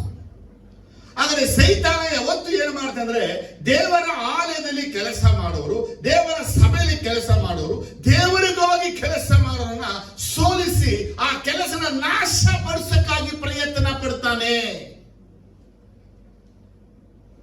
ನಿಮ್ಮನ್ನ ನೋಡಿ ಬೆಳಗ್ಗೆ ನಮ್ಮ ಸಹೋದರ ಒಂದು ಮಾತನಾಗಿ ಹೇಳಿದ್ರು, ನಾವು ದೇವರ ಕಡೆಗೆ ತಿರುಗದೆ ಇರುವಂತವರ ಫಂಕ್ಷನ್ ಪಾರ್ಟಿಗಳಿಗೆಲ್ಲ ಹೋಗಲೇಬಾರದು. ಏನಂದ್ರು? ದೇವರ ಕಡೆಗೆ ತಿರುಗದೆ ಇರ್ತಾರೆ ನೋಡಿ, ಅವರ ಫಂಕ್ಷನ್ ಪಾರ್ಟಿಗೆ ಹೋಗಬಾರದು. ಕರೆಕ್ಟ್ ಆಗಿ ಹೇಳಿದ್ರು. ಆದ್ರೆ ನಮಗೆ ಅವರು ತಿರುಗ್ತಾರ ಇಲ್ವಾ, ಎರಡು ನಮ್ಗೆ ಊಟ ಸಿಗ್ತಾ ಇದೆ, ಅದು ಬೇಕು ಇಲ್ವಾ? ನಮ್ಗೆ ಅವ್ರ ಮೇಲೆ ಪ್ರೀತಿ ಇದೆ, ಅವ್ರಿಗಾಗಿ ಸುವಾರ್ತೆ ಸಾರ್ತೀವ, ಅವ್ರಿಗೆ ಯೇಸು ಹೇಳ್ತೀವ? ಇಲ್ಲ. ಆದ್ರೆ ದೇವರು ಕಾರ್ಯಗಳನ್ನ ಮಾಡುವಾಗ ಆ ಕಾರ್ಯಗಳನ್ನ ಮಾಡದ ಹಾಗೆ ಸೈತಾನ ನಿನ್ನ ಜೀವನದಲ್ಲಿ ಅದನ್ನ ನಾಶ ಮಾಡ್ತಾನೆ. ಗಮನಿಸಬೇಕು. When we are idle, when we are lazy, Satan attempt. ದಾವೀದನು ಏನ್ ಮಾಡದಂತೆ? ಯುದ್ಧದ ಸಮಯದಲ್ಲಿ ವಾಕ್ಯ ಹೇಳುತ್ತೆ, ಯುದ್ಧ ಮಾಡೋ ಸಮಯದಲ್ಲಿ ನೀನು ಎಲ್ಲಿದ್ದಾನೆ? ಮನೆಯಲ್ಲಿದ್ದಾನೆ. ಮನೆಯಲ್ಲೇ ಇದ್ರೆ ಎಷ್ಟು ಜನ ಬೋರ್ ಆಗುತ್ತೆ. ಇವಾಗ ಆದ್ರೂ ಫೋನ್ ಇದೆ, ರೂಮ್ ಒಳಗೊಂಡು ಹೋಗ್ಬಿಡ್ತೀವಿ. ಒಂದ್ ಕಾಲದಲ್ಲಿ ದಾವೀದನಿಗೆ ಫೋನ್ ಇದ್ರೆ ಅವನಿಗೆ ಖಂಡಿತವಾಗಿ ಮಾಡಿ ಮೇಲೆ ಹೋಗ್ತಾ ಇರ್ಲಿಲ್ಲ. ಅವನು ಎಲ್ಲಿ ಇರ್ತಾ ಇದ್ದ? ರೂಮ್ ಒಳಗೆ ಇದ್ಬಿಡ್ತಾರೆ. ಯಾಕಂದ್ರೆ ಮಕ್ಕಳೆಲ್ಲ ರೂಮ್ ಒಳಗೆ ಹೋದ್ರೆ ಈಚೆನೆ ಬರಲ್ಲ. ಅಲ್ಲೇ ಊಟ, ಅಲ್ಲೇ ತಿಂಡಿ. ಅದೇ ನೆಕ್ಸ್ಟ್ ಫ್ಯೂಚರ್ ಇರ್ಬೇಕಂದ್ರೆ ಮೇಲೆ ಮಂಚ, ಕೆಳಗೆ ವಾಶ್ರೂಮ್ ಮಾಡ್ಬಿಡ್ಬೇಕು. ಹಿಂಗೆ ಎತ್ಕೋ, ಅಲ್ಲಿ ಕೂತ್ಕೋ, ತಿರ್ಗಾ ಮಂಚ ಮಾಡ್ಕೋ, ಅಷ್ಟೇ ಮುಗಿದೈತಿ. ಒಳ್ಳೆ ಐಡಿಯಾ ಇದೆ. ಬಾಂಬೆಗಳಲ್ಲಿ ಇದೇ ಮನೆ. ನಾ ಎಲ್ಲೋ ಒಂದ್ ಕಡೆ ಪ್ರೇಯರ್ಗೆ ಹೋಗಿದ್ದೆ. ಪ್ರೇಯರ್ಗೆ ಹೋದಾಗ ಬೆಂಗಳೂರು ಅನ್ಸುತ್ತೆ, ನೆನಪಿಲ್ಲ, ಎಲ್ಲ ಹೋಗಿದ್ದೆ ಪ್ರೇಯರ್ಗೆ. ಹೋದ್ರೆ ಒಂದು ಪ್ಲೇವುಡ್ ಅನ್ನ ಹಾಕ್ಬಿಟ್ಟವ್ರೆ. ಇದೇನ್ ಪ್ಲೇವುಡ್ ಹಾಕೋರೆ ಅಂತ ಕೇಳಿದ್ರೆ, ಎತ್ತಿದ್ರೆ ಅದೇ ವಾಶ್ರೂಮ್, ಟಾಯ್ಲೆಟ್ ಮಾಡೋದು. ಅದ್ಮೇಲೆ ಮುಚ್ಬಿಟ್ಟಾರೆ. ಇದ್ಯಾಕೆ? ನಾವು ತೆಗೆದ್ಬಿಟ್ಟು ಮಾಡ್ಬಿಟ್ಟು ಮುಚ್ಬಿಡ್ತೀವಿ. ನಾನು ಯೋಚಿಸಿದೆ, ಹೆಂಗಪ್ಪ ಜೀವನ ಮಾಡೋದು? ಹಾಗಾದ್ರು ಇಲ್ಲಿ ಏನ್ ನೋಡ್ತಾ ಇದ್ರ ಬ್ರದರ್, ಇದೆಲ್ಲ ಬಾಂಬೆ ಟೈಪ್ಗಳು. ಬಾಂಬೆಲೆಲ್ಲ ಹಿಂಗೆ ಇರೋದು. ದೇವ ಮಕ್ಕಳೇ, ಗಮನಿಸಬೇಕಾದ ಮುಖ್ಯವಾದ ವಿಷಯ ಹೇಳ್ತಾ ಇದ್ದೀನಿ. ಟಾಪಿಕ್ ಮುಖ್ಯ ಇನ್ನೂ ಹೋಗಿಲ್ಲ, ನಾನು ಮುಂದಕ್ಕೆ ಹೋಗ್ತಾ ಇದ್ದೀನಿ. ನಿನ್ನೊಳಗೆ ದೇವರ ಕೆಲಸಗಳು ಇದೆ, ಕನ್ಫರ್ಮ್ ಆಗಿ ಹೇಳ್ತಿದ್ದೀನಿ, ಇದೆ. ಆದ್ರೆ ಈ ಕೆಲಸ ನೀ ಮಾಡದೆ ಇರಬೇಕು ಅನ್ನಕ್ಕಾಗಿ ದಾವೀದನ ಸೈತಾನನು ಎಲ್ಲಿ ಕರ್ಕೊಂಡು ಹೋದ? ಮೇಲೆ ಕರ್ಕೊಂಡೋಗಿ ಮೇಲೆ ವಾಕಿಂಗ್ ಎಲ್ಲ ಮಾಡಿಸ್ತಾ ಇದ್ದಾನೆ. ಆ ಟೈಮಲ್ಲೇ ಬರ್ಷೆಬ ಸ್ನಾನಕ್ಕೆ ಕರ್ಕೊಂಡು ಬರ್ತಾ ಇದ್ದಾನೆ. ಅವಳು ಸ್ನಾನ ಮಾಡೋದೇನೆ ಇವ್ನು ನೋಡ್ಬೇಕು, ಇವ್ನು ನೋಡೋದೇನೆ ಅವಳು ಸ್ನಾನ ಮಾಡ್ಬೇಕು. ಹಿಂಗಾಗೋದು. ಕೊನೆಗೆ ಇವನೇನ್ ಮಾಡ್ದ? ಕರೆದು ಪಾಪವನ್ನೇ ಮಾಡಿಬಿಟ್ಟ. ದೇವರ ಕಾರ್ಯಗಳು ಯುದ್ಧ ಭೂಮಿಯಲ್ಲಿ ಈ ಯುದ್ಧಕ್ಕಾಗಿ ಹೋರಾಡ್ತಾ ಇದ್ರೆ, ಇವನ ಮನಸ್ಸಲ್ಲಿ ಒಂದು ಯುದ್ಧ ನಡೀತಾ ಇದೆ. ಬಚ್ಚೆಗಳನ್ನ ಸ್ವಂತ ಮಾಡ್ಕೋಬೇಕು. ಯವಾಬಿಗೆ ಆ ಒಂದು ರಾಜ್ಯವನ್ನ ಸ್ವಂತ ಮಾಡ್ಕೋಬೇಕಂತ ಯವಾಬ ಯುದ್ಧ ಮಾಡ್ತಾ ಇದ್ರೆ, ದಾವೀದನು ಬತ್ಷೆಬಳನ್ನ ಸ್ವಂತ ಮಾಡ್ಕೋಬೇಕು ಅಂತ ಯುದ್ಧ ಮಾಡ್ತಾನೆ. ಸೈತಾನನು ನಿಮ್ಮ ಜೀವನದಲ್ಲಿ ಆಮೇಲೆ ದೇವರ ಕೆಲಸಗಳನ್ನ ನೀವೇ ನಾಶ ಮಾಡಬೇಕು. ಇದೇ ಅವನ ತಂತ್ರ. ನಿಮಗೆ ನೀವಾಗಿ ನೀವೇನೆ ದೇವರ ಕಾರ್ಯಗಳಿಗೆ ತಡೆಯಾಗಬೇಕು. ನೀವಾಗಿ ನೀವೇನೆ ದೇವರ ಕ್ರಿಯೆಗಳನ್ನ ನಾಶ ಮಾಡಬೇಕು. ನೀವಾಗಿ ನೀವೇನೆ ದೇವರಿಗೆ ಶತ್ರುವಾಗಿ ನಿಂತ್ಕೋಬೇಕು. ನೀವಾಗಿ ನೀವೇ ದೇವರ ಕಾರ್ಯವನ್ನ ವಿರೋಧಿಸಬೇಕು. ಇದು ಸೈತಾನನ ತಂತ್ರ. ಅದಕ್ಕಾಗಿ ಅವನು ಏನ್ ಮಾಡ್ತಾನೆ? ಪ್ರಯತ್ನವನ್ನ ಪಡ್ತಿರ್ತಾನೆ. ನಿಮ್ಮನ್ನ ಅವನು ಯಾವ ರೀತಿ ಪ್ರಯೋಗಿಸಿಕೊಳ್ಳಕ್ಕೆ ಪ್ರಯತ್ನ ಪಡುವಾಗಲೂ ನೀವು ಪರಿಶುದ್ಧಾತ್ಮ ದೇವರಿಂದ ಅವನು ಎದುರಿಸಿ ನಿಲ್ಲಬೇಕಾಗಿದೆ. ಆಮೆನ್. ಹಲ್ಲೆಲೂಯಾ. ಸಭೆಯನ್ನ ಸೋಲಿಸೋದು ಒಂದು ಉದ್ದೇಶ ಆಗಿದ್ರೆ, ಎರಡು ದೇವರ ಕೆಲಸಗಳನ್ನ ನಾಶ ಮಾಡೋದೇ ಒಂದು ಉದ್ದೇಶ. ಅದಕ್ಕಾಗಿ ನೋಡಿ, ಕೆಲವರೆಲ್ಲ ಆರಂಭದಲ್ಲಿ ಹಿಂಗೆಲ್ಲ ಇರ್ತಾರೆ, ಬರ್ತಾ ಬರ್ತಾ ಲೇಜಿ ಸೋಂಬೇರಿಗಳಾಗ್ತಾರೆ. ಯಾವಾಗ ಒಬ್ಬ ಮನುಷ್ಯ ಸೋಂಬೇರಿ ಆಗಿರ್ತಾನೋ ಅವನನ್ನ ದೇವರು ಯಾವತ್ತೂ ಉಪಯೋಗಿಸಲ್ಲ. ದೇವರ ಕೆಲಸದಲ್ಲಿ ಚುರುಕಾಗಿರ್ಬೇಕು, ಅವನನ್ನೇ ದೇವರು ಉಪಯೋಗಿಸೋದು. ನಮ್ಮ ಕಾರಣ, ನಮ್ಮ ನೆಪಗಳನ್ನ ನಾವು ದೇವರ ಕೆಲಸಗಳಿಗೆ ಕೊಡ್ತಾ ಇದ್ದೀವಿ. ನಮ್ಮ ಸ್ವಾರ್ಥ ಕೆಲಸಗಳಲ್ಲಿ ಬಹಳ ಚುರುಕಾಗಿದ್ದೀವಿ. ನಮ್ಮ ಸ್ವಾರ್ಥದ ಕೆಲಸಗಳಿಗೆ ಫಲ ಇಲ್ಲ, ದೇವರ ಕೆಲಸಗಳಿಗೆ ಮಾತ್ರ ಫಲ ಸಿಗುವಂಥದ್ದು. ಆಮೇನ್, ಹಲ್ಲೆಲೂಯಾ, ಆಮೇನ್, ಜೋರಾಗಿ ಆಮೇನ್. ಹಾಗಾದ್ರೆ ನಾವು ಇವತ್ತಿನಿಂದ ಗುರುತಿಸಿಕೋಬೇಕು, ನನ್ನಲ್ಲಿ ದೇವರ ಕೆಲಸಗಳಿದೆ. ಹೇಳಿ, ದೇವರು ನನ್ನ ಕೊಂಡು ಕೆಲಸಗಳನ್ನ ಮಾಡಕ್ಕಾಗಿದ್ದಾರೆ, ನನ್ನ ಮುಖಾಂತರ ಕೆಲಸಗಳನ್ನ ಮಾಡಕ್ಕಾಗಿದ್ದಾರೆ, ನನ್ನೊಂದಿಗೆ ಕೆಲಸಗಳನ್ನ ಮಾಡಕ್ಕಾಗಿದ್ದಾರೆ. ಆ ಕೆಲಸಗಳಿಗೆ ನಾನು ಅಡ್ಡಿ ಆಗಬಾರ್ದು, ಆ ಕೆಲಸಗಳಿಗೆ ನಾನು ತಡೆ ಆಗಬಾರ್ದು, ಆ ಕೆಲಸಗಳನ್ನು ನಡೆಯುವುದಕ್ಕೆ ನಾನು ವಿರೋಧಿಸಿ ಆಗಿರಬಾರ್ದು. ಬದಲಾಗಿ ದೇವರು ಮಾಡಲಿರುವ ಕೆಲಸಗಳಿಗೆ ನಾನು ಸಹಾಯಕನಾಗಿರಬೇಕು. ಆಮೇನ್, ಹಲ್ಲೆಲೂಯಾ. ಒಂದು ಸಾಮ್ಯದಲ್ಲಿ ಜೀನ್ಸ್ ಅಂತ ಮಾತನ್ನ ಹೇಳ್ತಾರೆ, ತುಂಬಾ ಚೆನ್ನಾಗಿದೆ ಅದು. ದೇವರು ವ್ಯಕ್ತಿಗಳನ್ನ ಕರೆದು ತಲಾಂತುಗಳನ್ನ ಕೊಡ್ತಾರೆ. ತಗಪ್ಪ, ನಿನ್ಗೊಂದು ತಲಾಂತು, ನಿನ್ಗೊಂದು ತಲಾಂತು, ನಿನ್ಗೊಂದು ತಲಾಂತು. ಒಬ್ಬನಿಗೆ 5, ಒಬ್ಬನಿಗೆ 2, ಒಬ್ಬನಿಗೆ ಕೊಟ್ರ. 5 ಕೊಟ್ಟವನು ಏನ್ ಮಾಡದಂತೆ? 10 ಮಾಡದಂತೆ. 2 ಕೊಟ್ಟವನು 5 ಮಾಡದಂತೆ. 1 ಕೊಟ್ಟವನು, ಲೂಕ 19:20 ನೋಡುವಾಗ ನಾವು 20, 21, 22ರಲ್ಲಿ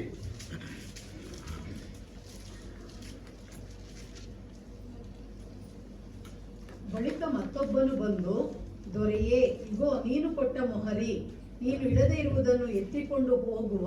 ನೀನು ಇಡದೆ ಇರುವುದನ್ನು ಎತ್ತಿಕೊಂಡು ಹೋಗುವ, ಬಿತ್ತದೇ ಇರುವುದನ್ನು ಕೊಯ್ಯುವ, ಬಿತ್ತದೇ ಇರುವುದನ್ನು ಕೊಯ್ಯುವ ಕಠಿಣ ಮನುಷ್ಯನು.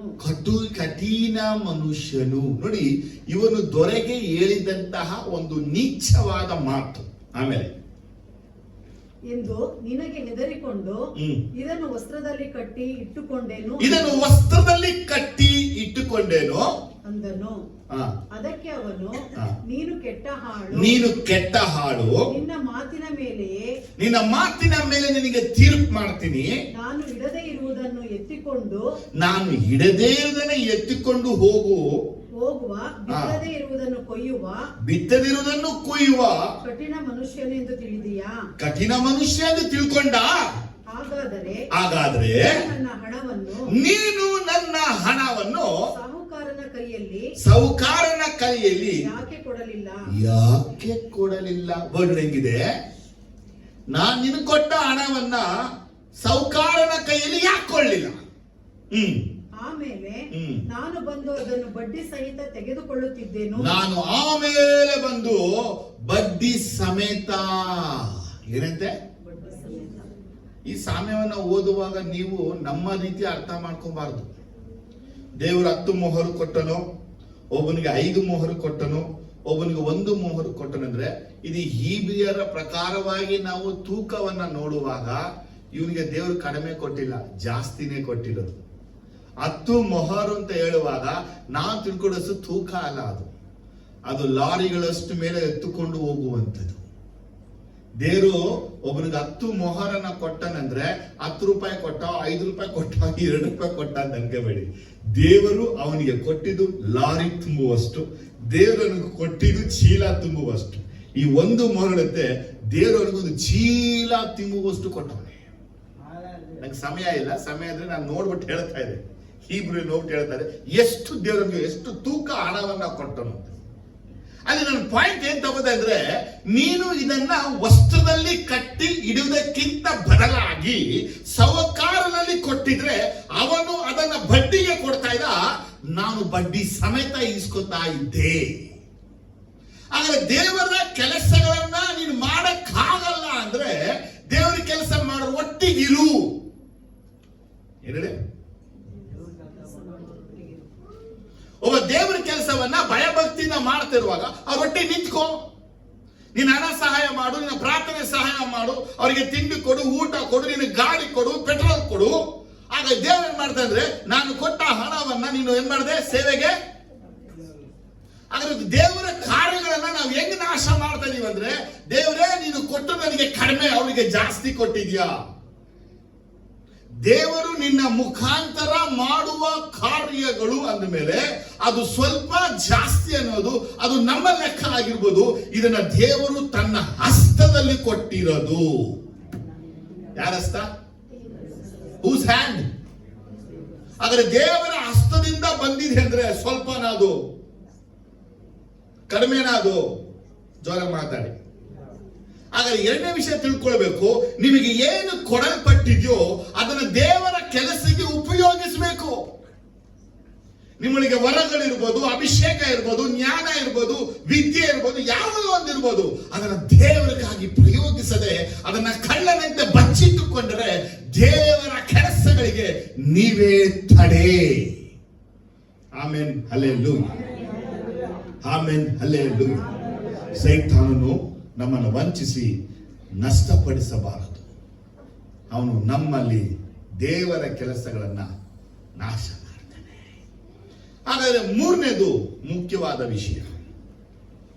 ಏನ್ ಮುಖ್ಯವಾದ ವಿಷಯ ಅಂದ್ರೆ, ಪೌಲನು ಕೊರಿಂಥದವರಿಗೆ ಬರೆದಾಗ 2ನೇ ಚಾಪ್ಟರ್ ಅಲ್ಲಿ 10ನೇ ವಾಕ್ಯದಲ್ಲಿ ಬಯಲ್ಪಟ್ಟಿದೆ. 2:10.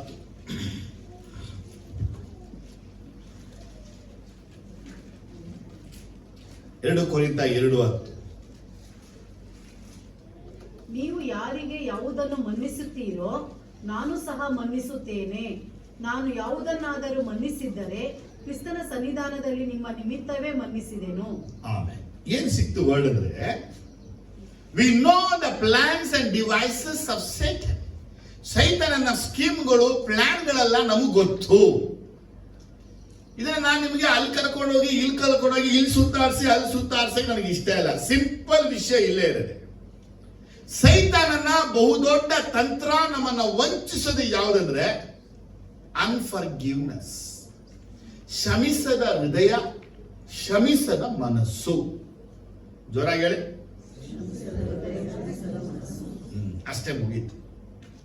ಪೌಲ ಮೇಲೆ ಹೇಳ್ತಾ ಇದ್ದಾನೆ, ನಾನು ಯಾರಿಗೆ ಯಾವುದನ್ನು, ನೀವು ಯಾರಿಗೆ ಯಾವುದನ್ನು ಮನ್ನಿಸುತ್ತೀರೋ ನಾನು ಅವರಿಗೆ ಮನ್ನಿಸಿದ್ದೇನೆ.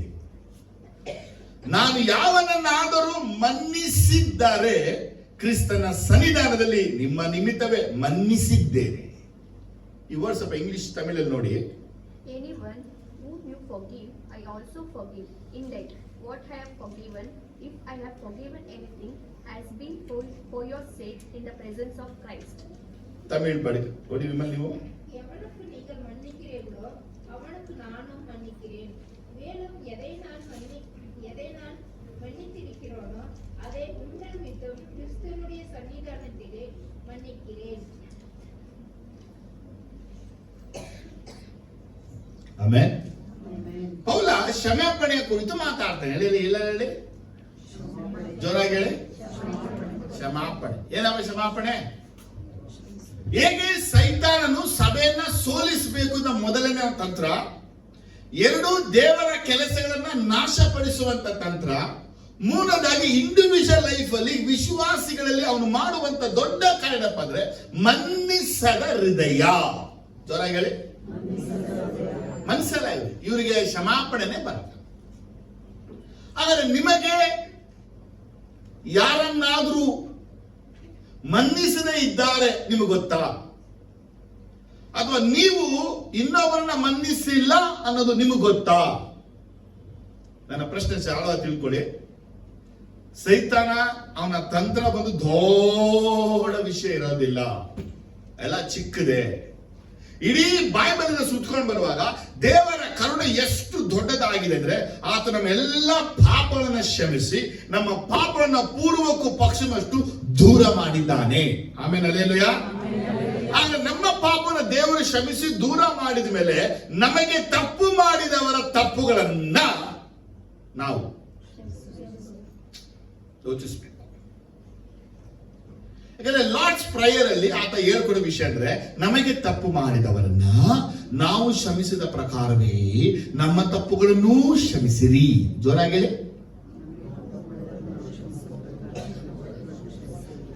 ಅದು ಪ್ರಕಾರ ಯಾಕೆ ಹೇಳ್ತಿರ್ಬೇಕಿತ್ತು?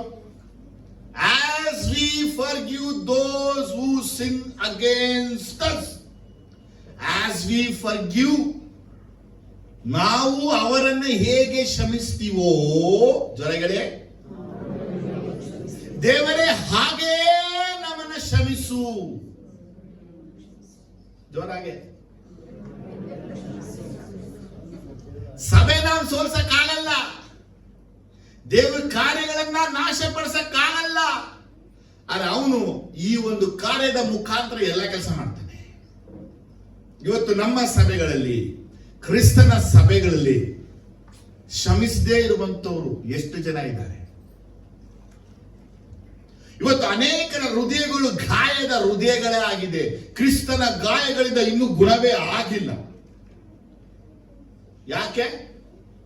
ದೇವರು ಅವರನ್ನ ಕ್ಷಮಿಸಿದ್ರು, ಅವರು ದೇವರ ಸನ್ನಿಧಿಯಲ್ಲಿ ಅವರನ್ನ ಕ್ಷಮಿಸಿಲ್ಲ.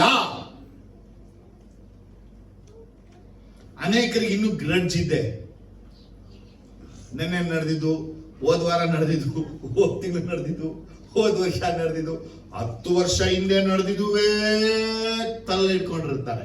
ಆದ್ರೆ ಮಾತ್ರ ಬೆಣ್ಣೆ ಮಾತನಾಡ್ತಿರ್ತಾರೆ. ಬೆಣ್ಣೆಯಾಗಿ ಐ ಲವ್ ಯು ಅಂತಿರ್ತಾರೆ. ಆದ್ರೆ ಒಳಗಡೆ ಮಾತ್ರ, ಮಗನೇ ನಿಂಗೆ ಆಪ್ ಮಾತ್ರ ಇಟ್ಟೇ ಇರ್ತೀನಿ. ಅನೇಕರು ಮುಯಿ ತೀರಿಸುವ ಸ್ವಭಾವದಲ್ಲೇ ಇನ್ನೂ ಇದ್ದಾರೆ. ನೀನ್ ನನಗೆ ಅವಮಾನ ಮಾಡಿದೆಯಲ್ಲ, ನಿಂಗೆ ಅವಮಾನ ಮಾಡೇ ಮಾಡ್ತೀನಿ. ನೀನ್ ನನ್ನ ಹೆಸರು ಕೆಡಿಸ್ತಾ, ನಿನ್ನ ಹೆಸರು ಕೆಡಿಸ್ತೀನಿ. ನೀನ್ ನನ್ಗೆ ಹಿಂಗೆಲ್ಲ ಮಾಡ್ಬಿಡಲ್ಲ, ನೀನ್ ನನ್ನ ಹಿಂಗ್ ಮಾಡೇ ಮಾಡ್ತೀನಿ. ಒಂದು ವೇಳೆ ನಿಮ್ಮ ಒಳಗೆ ಕ್ಷಮಿಸದೆ ನೀವು ನಡ್ಕೊಳ್ತಾ ಇದ್ದೀರಾ ಅಂದ್ರೆ ತಿಳ್ಕೊಳ್ಳಿ, ಯು ಆರ್ ಈಟಿಂಗ್ ಪಾಯ್ಸನ್. ನೀನು ವಿಷವನ್ನ ತಿಂತಾ ಇದೀಯಾ? ಇದು ಯಾವ ವಿಷ ಆದ್ರೆ ಸೈತಾನನ ವಿಷ ತಿಂತಾ ಇದೆಯಾ? ಒಂದ್ ದಿನ ಸೈತಾನಿನ ಆತ್ಮವನ್ನ ದೊರಡೆ ಮಾಡಿಬಿಡ್ತಾನೆ. ಫಸ್ಟ್ ವಿಷಯ, ಯೇಸು ಪ್ರಾರ್ಥನೆ ನಮಗೆ ಹೇಳ್ಕೊಡೋ ವಿಷಯ, ನಮ್ಮ ತಪ್ಪುಗಳನ್ನು ಕ್ಷಮಿಸದಂತೆ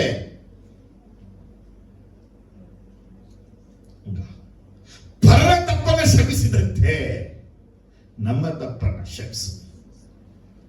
ದೇವರು ಯಾವತ್ತ ಹೇಳ್ತೀವಿ? ಯೇಸಪ್ಪನ ಬಳಿ ಹೋಗಿ ನಾನು ಕ್ಷಮಾಪಣೆನೇ ಕೇಳಿಲ್ಲ ಅನ್ನುವಂತ ಒಬ್ಬ ಮನುಷ್ಯ ಇದ್ದಾನೆ. One man. ಜೋರಾಗಿ ಅಲ್ಲೇಲೂಯಾ. ಭೂಮಿಯಲ್ಲಿ ಒಬ್ಬ ಮನುಷ್ಯ ಇದ್ದಾನ, ಆದಿಯಿಂದ ಇಲ್ಲಿ ತನಕ ದೇವರ ಬಳಿ ಹೋಗಿ ನಾ ಕ್ಷಮಾಪಣೆ ಕೇಳಿಲ್ಲ. ಯಾವನುವೆ ಇಲ್ಲ. ಎಲ್ಲರೂ ಏನ್ ಮಾಡಿದ್ರೆ? ಆದ್ರೆ ದೇವರ ಬಳಿ ಹೋಗಿ ಕ್ಷಮಾಪಣೆ ಕೇಳುವಾಗ ನಮ್ಮ ಹಿಂದೆನೂ ಮುಂದೆನೂ ನೋಡದೆ, ಅವ್ರು ಏನು ಆಲೋಚನೆ ಮಾಡದೆ ಫರ್ಗಿವ್ ಮಾಡ್ಬಿಟ್ಟು ಇಲ್ವಾ? ಆದ್ರೆ ಅವರು ನಮ್ಮನ್ನ ಕ್ಷಮಿಸಿದ ಮೇಲೆ ನಾವು ಯಾಕೆ ಇನ್ನು ಅವರನ್ನ ಕ್ಷಮಿಸದೇ ಇದ್ದೀವಿ? ಅನೇಕರ ಹೃದಯದಲ್ಲಿ ತಂದೆ ಮೇಲೆ, ಅನೇಕ ಹೃದಯದಲ್ಲಿ ತಾಯಿ ಮೇಲೆ, ಅನೇಕ ಹೃದಯದಲ್ಲಿ ಗಂಡಿನ ಮೇಲೆ, ಅನೇಕ ಹೃದಯದಲ್ಲಿ ಹೆಂಡತಿ ಮೇಲೆ, ಅನೇಕ ಹೃದಯದಲ್ಲಿ ಸ್ನೇಹಿತರ ಮೇಲೆ, ಅನೇಕರು ದೊಡ್ಡಪ್ಪಂದ್ರ ಮೇಲೆ, ಚಿಕ್ಕಪ್ಪನ ಮೇಲೆ ಇನ್ನು ಕತ್ತಿಯನ್ನ ಒಳಗಡೆ ಮಸಿತಾನೆ ಕೂತವ್ರೆ. ಬೈಬಲ್ ನಡೀತಾ ಇದೆ, ಪ್ರೇಯರ್ ನಡೀತಾ ಇದೆ, ಆರಾಧನೆ ನಡೀತಾ ಇದೆ, ಜೊತೆಗೆ ವೈರಾಗ್ಯವೂ ಒಳಗಡೆ ಇದೆ. ಇದೆಯಾ? ನಮ್ಗೆ ಆಗದೆ ಇರೋರು ತುಂಬಾ ಜನ ಇದ್ದಾರೆ, ಅವ್ರಿಗೆ ಆಗದಿರೋರು ನಾವು ಇದ್ದೀವಿ. ಈಗ ನಾವು ಒಬ್ರಿಗೊಬ್ರು ಆಗೋದಿಲ್ಲ, ಆಗ್ತಾ ಇಲ್ಲ ಅಂದ್ರೆ ಕ್ರಿಸ್ತನ ಸಭೆಯಲ್ಲಿ ವಿಭಾಗ ಮಾಡಕ್ ಬಂದಿದ್ದೀವ? ಕ್ರಿಸ್ತನ ಸಭೆಯನ್ನ ಒಂದುಗೂಡಿಸಕ್ಕಾಗಿ ಬಂದಿದ್ದೀವ? ಕ್ಷಮಿಸುವ ಗುಣವು ನಮ್ಮ ಕ್ರಿಸ್ತನದು, ಕ್ಷಮಿಸದ ಗುಣವು ಸೈತಾನದು. ಆದರೆ ಸೈತಾನ ನಮ್ಮನ್ನು ವಂಚಿಸಿ ನಷ್ಟಪಡಿಸುವಂತ ರೀತಿ ಯಾವುದಂದ್ರೆ ನಮಗೆ ಫರ್ಗಿವ್ನೆಸ್ ಕೊಡದೇ ಇರುವಂಥದ್ದು. ಕೆಲವರಿಗೆ ತಪ್ಪಾಯ್ತು, ಬಿಡಿ ಅದನ್ನ ದೊಡ್ಡ ವಿಷಯನಿಲ್ಲ ಬಿಡಿ, ನಾವೇ ನಿಮ್ಗೇನು ದೊಡ್ಡವರ ಶಂಸಕ್ಕೆ ಅಂದ್ರೆ ಆ ವರ್ಡ್ ತಿಳ್ಕೊಳ್ಳಿ, ಅದು ಶಂಸಕ್ಕೆ ಇಷ್ಟನೇ ಇಲ್ಲ. ಇಲ್ವಾ? ನಿಮ್ಗಿಂತ ದೊಡ್ಡವರ ಅನ್ಬಿಟ್ರು ನೋಡಿ, ನೀವು ದೊಡ್ಡವರೋ ಚಿಕ್ಕವರ ಅಲ್ಲ, ನನಗೀಗ ತೋಚ್ಬಿಡ್ತು, ನನಗೆ ಅನಿಸ್ಬಿಟ್ಟಿದೆ, ನಾನು ತಪ್ಪು ಮಾಡಿದ್ದೀನಿ, ನಾನು ನಿಮ್ಮ ಹತ್ರ ಕ್ಷಮಾಪಣೆ ಕೇಳ್ತೀನಿ, ನನ್ನನ್ನು ಕ್ಷಮಿಸಿ. ಕೆಲವು ಪ್ರಶ್ನೆ ಏನಪ್ಪ ಅಂದ್ರೆ, ಏನ್ ತಪ್ಪು ಮಾಡಿದೆ ನೀನು ಹೇಳಲಿಲ್ಲ, ಯಾಕೆ ಕ್ಷಮಿಸ್ಬೇಕು? ಫಸ್ಟ್ ಹೇಳು. ಕ್ಲೂ ಕೊಡ್ತಾ ಇದ್ದೀನಿ, ನೀ ಏನ್ ತಪ್ಪು ಮಾಡಿದೆ ಅಂತ ಹೇಳು, ಆಮೇಲೆ ನಾನು ದೇವ್ರ ಹತ್ರ ಹೋಗ್ಬಿಟ್ಟು ದೇವ್ರೆ ನನ್ನ ಕ್ಷಮಿಸು ಅಂತ ಕೇಳಿದ್ವ? ನಾನು ತಪ್ಪು ಮಾಡಿದಲ್ಲ ಹೇಳ್ಬಿಟ್ಟು ಕ್ಷಮಿಸು ಅಂತ ಕೇಳಿದ್ವ? ಅಷ್ಟೇ ಕೇಳಿದ್ರು ಅಲ್ಲ ಬ್ರದರ್? ಎಲ್ಲ ಹೇಳಿದ್ವ ಲಿಸ್ಟು. ಯಾವಾಗ ನಾವು ಒಬ್ಬ ಮನುಷ್ಯನ ಬಳಿ ಹೋಗಿ ನಾವು ಮಾಡಿದ ತಪ್ಪುಗಳನ್ನ ಅವನಿಗೆ ಹೇಳ್ತೀವೋ ಅಲ್ಲಿ ತನಕ ಇಲ್ಲದ ವೈರಾಗ್ಯ ಅವಾಗ ಅವನಿಗೂ ಸ್ಟಾರ್ಟ್ ಆಗುತ್ತೆ. ಯಾವಾಗ ನಮ್ಮ ಮಗನಲ್ಲಿ ನಮ್ಮನೆಗೆ ಬಂದು ನಮ್ಮನೆಯಲ್ಲೇ ಕುಳಿತು ನಮ್ಮನೆಯಲ್ಲೇ ತಿಂದು ನಮ್ಮನೆ ಬಾತ್ರೂಮ್ಗೆ ಹೋಗಿ ನಮ್ಮನೆಯಲ್ಲೇ ಸ್ನಾನ ಮಾಡಿ ನನಗೇ ಹಿಂಗೆಲ್ಲ ಮಾಡ್ತಾ ಇದ್ದಾನೆ ನೀನು, ಅಲ್ಲಿ ಯಾಕೆ ಬಂದ? ಈಗ ತಪ್ಪು ಮಾಡಿಬಿಟ್ಟಿದ್ದೀನಿ, ದಯವಿಟ್ಟು ಕ್ಷಮಿಸಿ. ಈಗ ಅವನಿಗೆ ಕ್ಷಮಾಪಣೆಯ ಅರಿವು ಉಂಟಾಗಿದೆ, ಅವನಿಗೆ ಕ್ಷಮಾಪಣೆ ಬೇಕಾಗಿದೆ. ಅದೇ ಕ್ಷಮಾಪಣೆ ಕೊಡಬೇಕಾದಂತ ನಾವು ಈಗ ಕ್ಷಮಾಪಣೆ ಅವರಿಗೆ ಕೊಡದೆ ಈಗ ವೈರಾಗ್ಯಕ್ಕೆ ಸ್ಟಾರ್ಟ್ ಮಾಡ್ತೀವಿ. ಅದಕ್ಕೆ ಒಂದು ಹೇಳ್ತೀನಿ, ನಿಮ್ಗೆ ಯಾರಾದ್ರೂ ತಪ್ಪು ಮಾಡ್ಬಿಟ್ಟಿದ್ರೆ ಅವ್ರು ಬಂದು ನಿಮ್ಗೆ ಕ್ಷಮಾಪಣೆ ಕೇಳಿದ್ರೆ ಕ್ಷಮಿಸ್ಬಿಡಿ. ಏನ್ ತಪ್ಪು ಮಾಡದೆ ಕೇಳ್ಬೇಡಿ. ಅವ್ರು ಏನ್ ತಪ್ಪು ಮಾಡದೆ ನೀವು ಕೇಳಿದ್ರೆ ನೀವು ಕ್ಷಮಾಪಣೆ ಮಾಡಕ್ಕೆ ಆಗಲ್ಲ. ಅಂತ ಕೂತವ್ರು ಹೇಳಿದ್ರು, ಕೂತಾಗ ನಿಂತಾಗಲ್ಲ ಮೈಯೆಲ್ಲ ಉರಿತದೆ. ಯಾಕಂದ್ರೆ ಮೈ ನಾನು ಹೇಳಿದೆ, ನಿಮಗೆ ಮೈ ಉರಿಯುವಾಗ ಯೇಸು ಸ್ವಾಮಿಗೂ ಮೈ ಉರಿತದೆ. ನಿನ್ ಪಾಪ ಶ್ರಮಿಸ್ಬೇಕಲ್ಲ. ನಿನ್ ಪಾಪ, ನಿನಗೆ ಮಾಡಿದಂತ ಸಹೋದರನ ಪಾಪವನ್ನ ನಿನಗೆ ಕ್ಷಮಿಸಕ್ಕೆ ಮನಸ್ಸೇ ಇಲ್ಲ ಅಂದ್ರೆ ನನ್ನ ದೇವರು ನಿನ್ನ ಪಾಪನ ಕ್ಷಮಿಸಕ್ಕೆ ಆಗೋದಿಲ್ಲ. ಜೀಸಸ್ ಯಾವಾಗಲೂ ಫರ್ಗಿವ್ನೆಸ್ ಕೊಡಲ್ಲ. ಅವ್ರ ಪ್ರೇಯರ್ ಅಲ್ಲಿ ನಮಗೆ ಹೇಳ್ಕೊಡುತ್ತ ಮೊದಲನೇ ಪಾಯಿಂಟ್ ಅದಂದ್ರೆ, ನಮಗೆ ತಪ್ಪು ಮಾಡಿದವರನ್ನ ನಾವು ಕ್ಷಮಿಸಿದಂತೆಯೇ ನಮ್ಮನ್ನ ಕ್ಷಮಿಸಿರಿ. ನೀವು ಈ ಸಂದೇಶ ನಂತರ ನಿಮ್ಮ ಹೊರಡುವಾಗ, ಈ ಹಾಲಲ್ಲಿ ಬಂದಿರುವಾಗ, ಮೊದಲು ಇಲ್ಲಿ ನಿಮಗೆ ಯಾರ ಮೇಲಾದ್ರೂ ವಿರೋಧ ಇದ್ರೆ ನಿಮ್ ಕಾಣಿಕೆ ಹಾಕಬೇಡಿ. ಬ್ರದರ್ ಲಾಸ್ ಆಗ್ಬಿಡ್ತೀರಾ ಬ್ರದರ್? ಏನ್ ಹೇಳಿ ಬ್ರದರ್, ಲಾಸ್ ಆಗ್ಬಿಡ್ತೀರಾ ಬ್ರದರ್? ನಾನ್ ಲಾಸ್ ಆಗಲ್ಲ ಕಣ್ರಿ. ಭೂಮಿ ಆಕಾಶ ಉಂಟು ಮಾಡಿದ ದೇವರು ಯಾವತ್ತು ಯಾರು ಭೂಮಿ ಆಕಾಶಗಳ ಒಡೆಯ ಅಂತ ವರ್ಡ್ ಇದೆ. ಬರೀ 20-30 ಸೈಟ್ ಇಸ್ಕೊಂಡೆ ಲಕ್ಷ ರೂಪಾಯಿನ ಸಂಪಾದನೆ ಮಾಡ್ತೀವಿ ಅಂದ್ರೆ ಭೂಮಿ ಇಸ್ಕೊಂಡು ದೇವರಿಗೆ ಸಂಪಾದನೆ ಮಾಡ್ಬೋದು. ದೇವತಾನೆ ಇಸ್ರೇಲ್ ಜನರನ್ನ ನಾನ್ ನಿನ್ನ ಸುಮ್ಮನೆ ಮಾಡ್ಬಿಟ್ಟೆ ಅಂತಾನೆ. ಬ್ಯಾಬಿಲೋನ್ರಿಗೆ ನಾ ಸುಮ್ಮನೆ ಮಾಡ್ಬಿಟ್ಟೆ, ನಿನ್ನ ದುಡ್ಡಿಗೆ ಮಾರಿಲ್ಲ ಅಂತ ದೇವರು. ನಿಮ್ಮೊಳಗೆ ಮೊದಲು ತಿಳ್ಕೋಬೇಕು, ಈ ಕಾಣಿಕೆ ಪೆಟ್ಟಿಯಲ್ಲಿ ನೀ ದುಡ್ಡನ್ನ ತಂದು ಹಾಕ್ತೀಯ ಅಂದ್ರೆ ನಿನ್ ಸಹೋದರ ಮೇಲೆ ನಿನಗೆ ವಿರೋಧ ಇದೆ ಅಂದ್ರೆ ನೀ ಹಾಕಬೇಡ. ನಿನ್ ಕಾಣಿಕೆ, ನಿನ್ ದಶಮ ಭಾಗ ನಿನ್ನೊಂದಿಗೆ ಹಾಳಾಗಿ ಹೋಗ್ಬಿಡುತ್ತೆ. ಅದ್ರ ನಿಮಿತ್ತ ದೇವರ ಕಾರ್ಯಗಳಿಗೆ ನೀನೇ ತಡೆ. ಈ ದೇವ ಆಲಯಕ್ಕೆ ಕೇಳಿ ಆಲಯಕ್ಕೆ ನೀನೇ ತಡೆ. ಯಾಕಂದ್ರೆ ನಿನ್ನ ಶ್ರಮಿಸದ ಗುಣ ಒಂದು, ಆ ವಿರೋಧತ್ವದ ಕಾಣಿಕೆಗಳು ಈ ದೇವಾಲಯಕ್ಕೆ ಕೆಟ್ಟದನ್ನ ತಂದ್ಬಿಡುತ್ತೆ. ನಿನ್ ಮಗಳಾಗಲ್ಲ, ನಿನ್ನ ಮಗ ಆಗಲ್ಲ, ನಿನ್ನ ಹೆಂಡತಿ ಆಗಲ್ಲ, ನಿನ್ ಇವ್ರಾಗಲ್ಲ, ನಿನ್ಗೆ ಅವ್ರಾಗಲ್ಲ ಅಂದ್ರೆ ಫಸ್ಟ್ ಅವ್ರ ಹತ್ರ ಹೋಗಿ ಒಂದಾಗು. ಆಗ್ಲೇಬೇಕು. ಆಗಲ್ಲ ಅಂದ್ರೆ ನೀವು ಕಮ್ಯುನಿಯನ್ ತಗೊಳ್ಬಾರ್ದು.